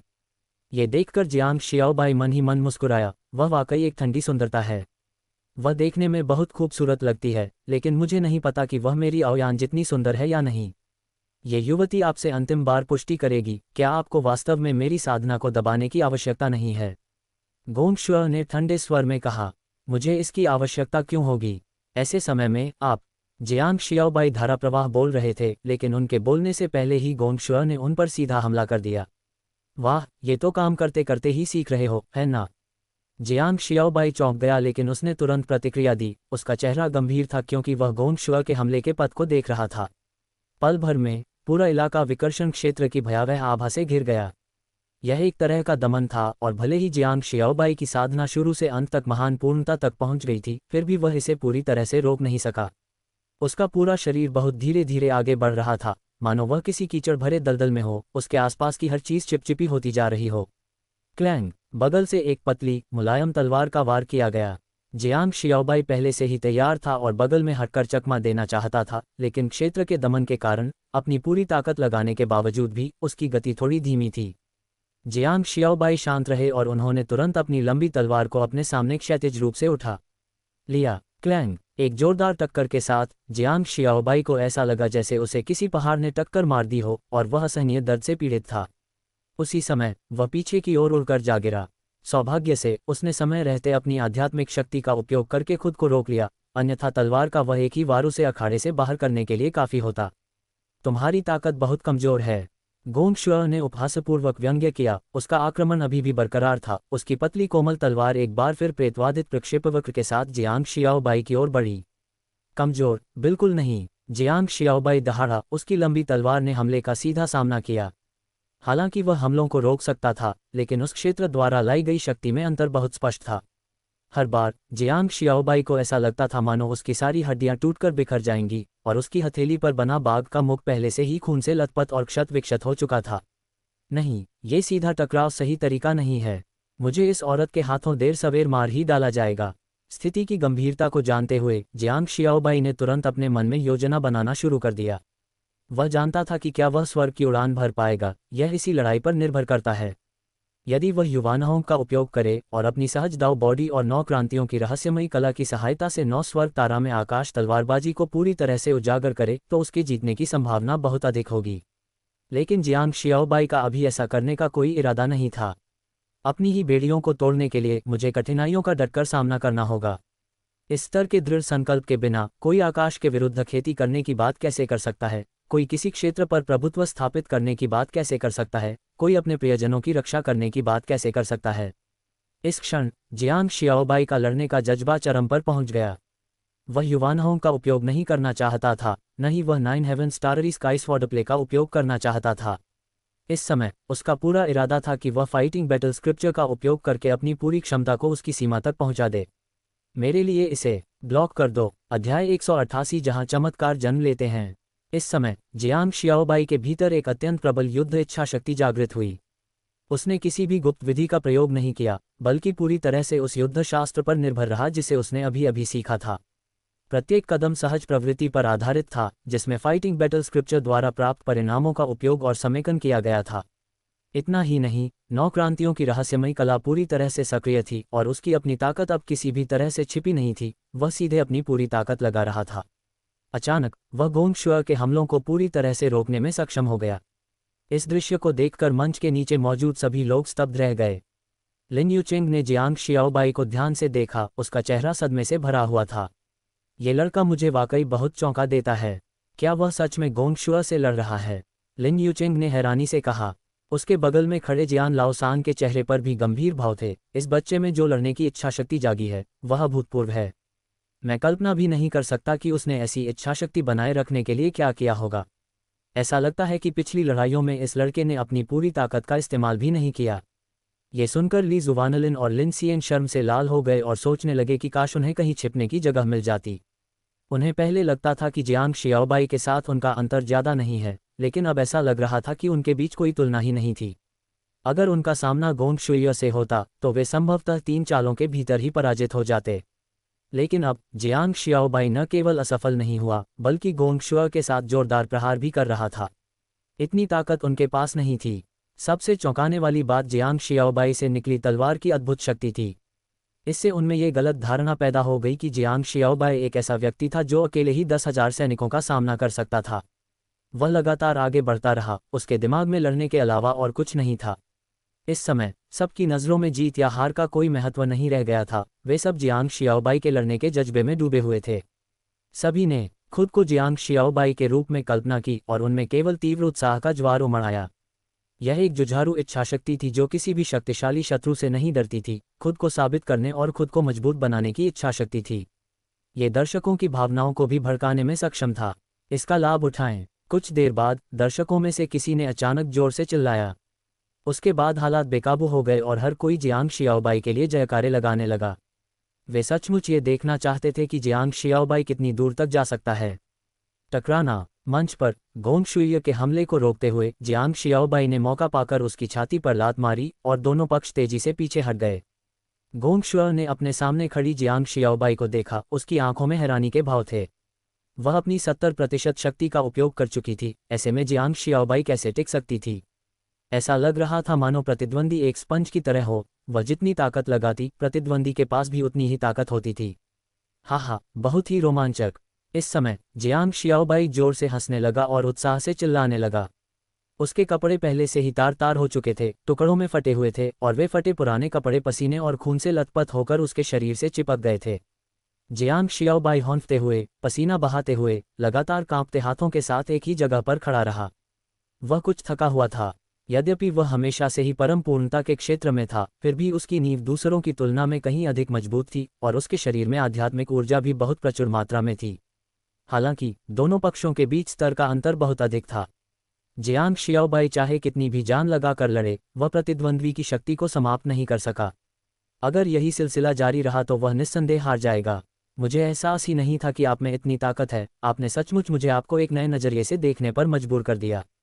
गोंग शुइय ने अपनी कोमल तलवार को पकड़े हुए अपनी आंखों को थोड़ा सिकोड़ते हुए कहा, लेकिन ये स्पष्ट है कि तुम्हारे पास बस इतनी ही ताकत है।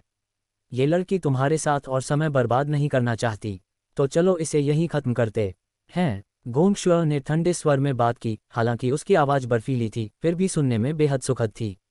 जैसे ही वह बोल रही थी, उसके शरीर से एक भयावह आभा प्रकट होने लगी थी। ये स्वॉर्ड इंटेंट नहीं था, बल्कि एक प्रकार की गति थी, एक दिव्य क्षमता थी जिस पर केवल डिस्ट्रैक्शन दायरे में मौजूद कोई व्यक्ति ही महारत हासिल कर सकता था। नवोदित आत्मा को तराशना, यह ऐसी चीज थी जिसे केवल ध्यान भटकाने वाले क्षेत्र में पहुंचने के बाद ही जागृत किया जा सकता था। मनुष्य में मूल रूप से आत्मा होती है। विकर्षण क्षेत्र से पहले आत्मा की भूमिका सहायक होती थी, लेकिन इस क्षेत्र में पहुंचने के बाद ये भूमिका पूरी तरह से बदल जाती है। साधना के माध्यम से व्यक्ति अपनी नवजात आत्मा को तराशता है, आत्मा का विकास करता है ताकि वह स्वयं की सहायता कर सके और भी अधिक शक्ति प्राप्त कर सके। अतः इस क्षेत्र को विकर्षण क्षेत्र कहा जाता है। गोंग शुइय का क्षेत्र अभी पूरी तरह स्थिर नहीं था, यानी उसकी नवजात आत्मा अभी पूरी तरह विकसित नहीं हुई थी। लेकिन फिर भी एक बार उसकी नवजात आत्मा सक्रिय हो जाने पर उसकी शक्ति में काफ़ी वृद्धि होगी। उस भयानक दबाव के कारण वहां मौजूद हर व्यक्ति को सांस लेने में कठिनाई महसूस होने लगी। इस समय गोंग शुइय पूरी तरह से रूपांतरित हो चुकी थी, उसकी आभा सीधे जियांग शियाओबाई पर हावी हो रही थी। इतना ही नहीं, राज्य का दमन और भी अधिक शक्तिशाली हो गया। पहले जियांग शियाओबाई आसानी से इधर उधर घूम सकता था, लेकिन अब इस दबाव में थोड़ा सा हिलना डुलना भी बेहद मुश्किल हो गया था। होंग शिक्सिन, अब ये सब यहीं खत्म होता है। गोंग शुइय ने ठंडी सांस ली, धीरे से अपना कोमल हाथ उठाया और नर्म तलवार एक सांप की तरह सीधे वार कर गई। दर्शक दीर्घा में बैठे लोग सांस रोककर मंच पर चल रहे दृश्य को टकटकी लगाए देख रहे थे।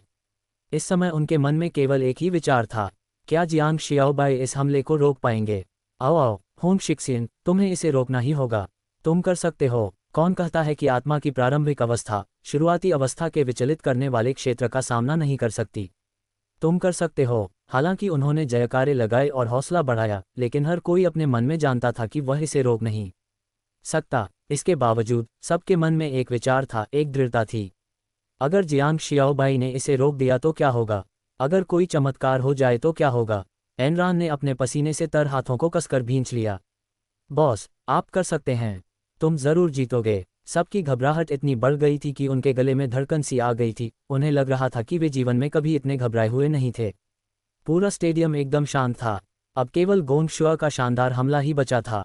वहीं मंच पर इतने भयंकर हमले का सामना करते हुए जियांग शियाओबाई ने पीछे हटने का कोई संकेत नहीं दिखाया। इसके विपरीत उनके हृदय में लड़ने की इच्छाशक्ति और भी प्रबल हो गई। मुझे विश्वास नहीं होता कि मैं यह नहीं कर सकता। कौन कहता है कि कोई अपनी सीमा से ऊपर नहीं लड़ सकता? कौन कहता है कि एक नवजात आत्मा अवस्था आपको एक प्रारंभिक अवस्था के व्याकुल क्षेत्र को हरा नहीं सकती? जियांग शियाओबाई क्रोध से दहाड़ उठा। उसके दिमाग में युद्ध विद्या के सारे शास्त्र कौंध गए। जैसे जैसे उसका युद्ध अनुभव बढ़ता गया, जियांग शियाओबाई की युद्ध इच्छाशक्ति भी बेतहाशा बढ़ गई।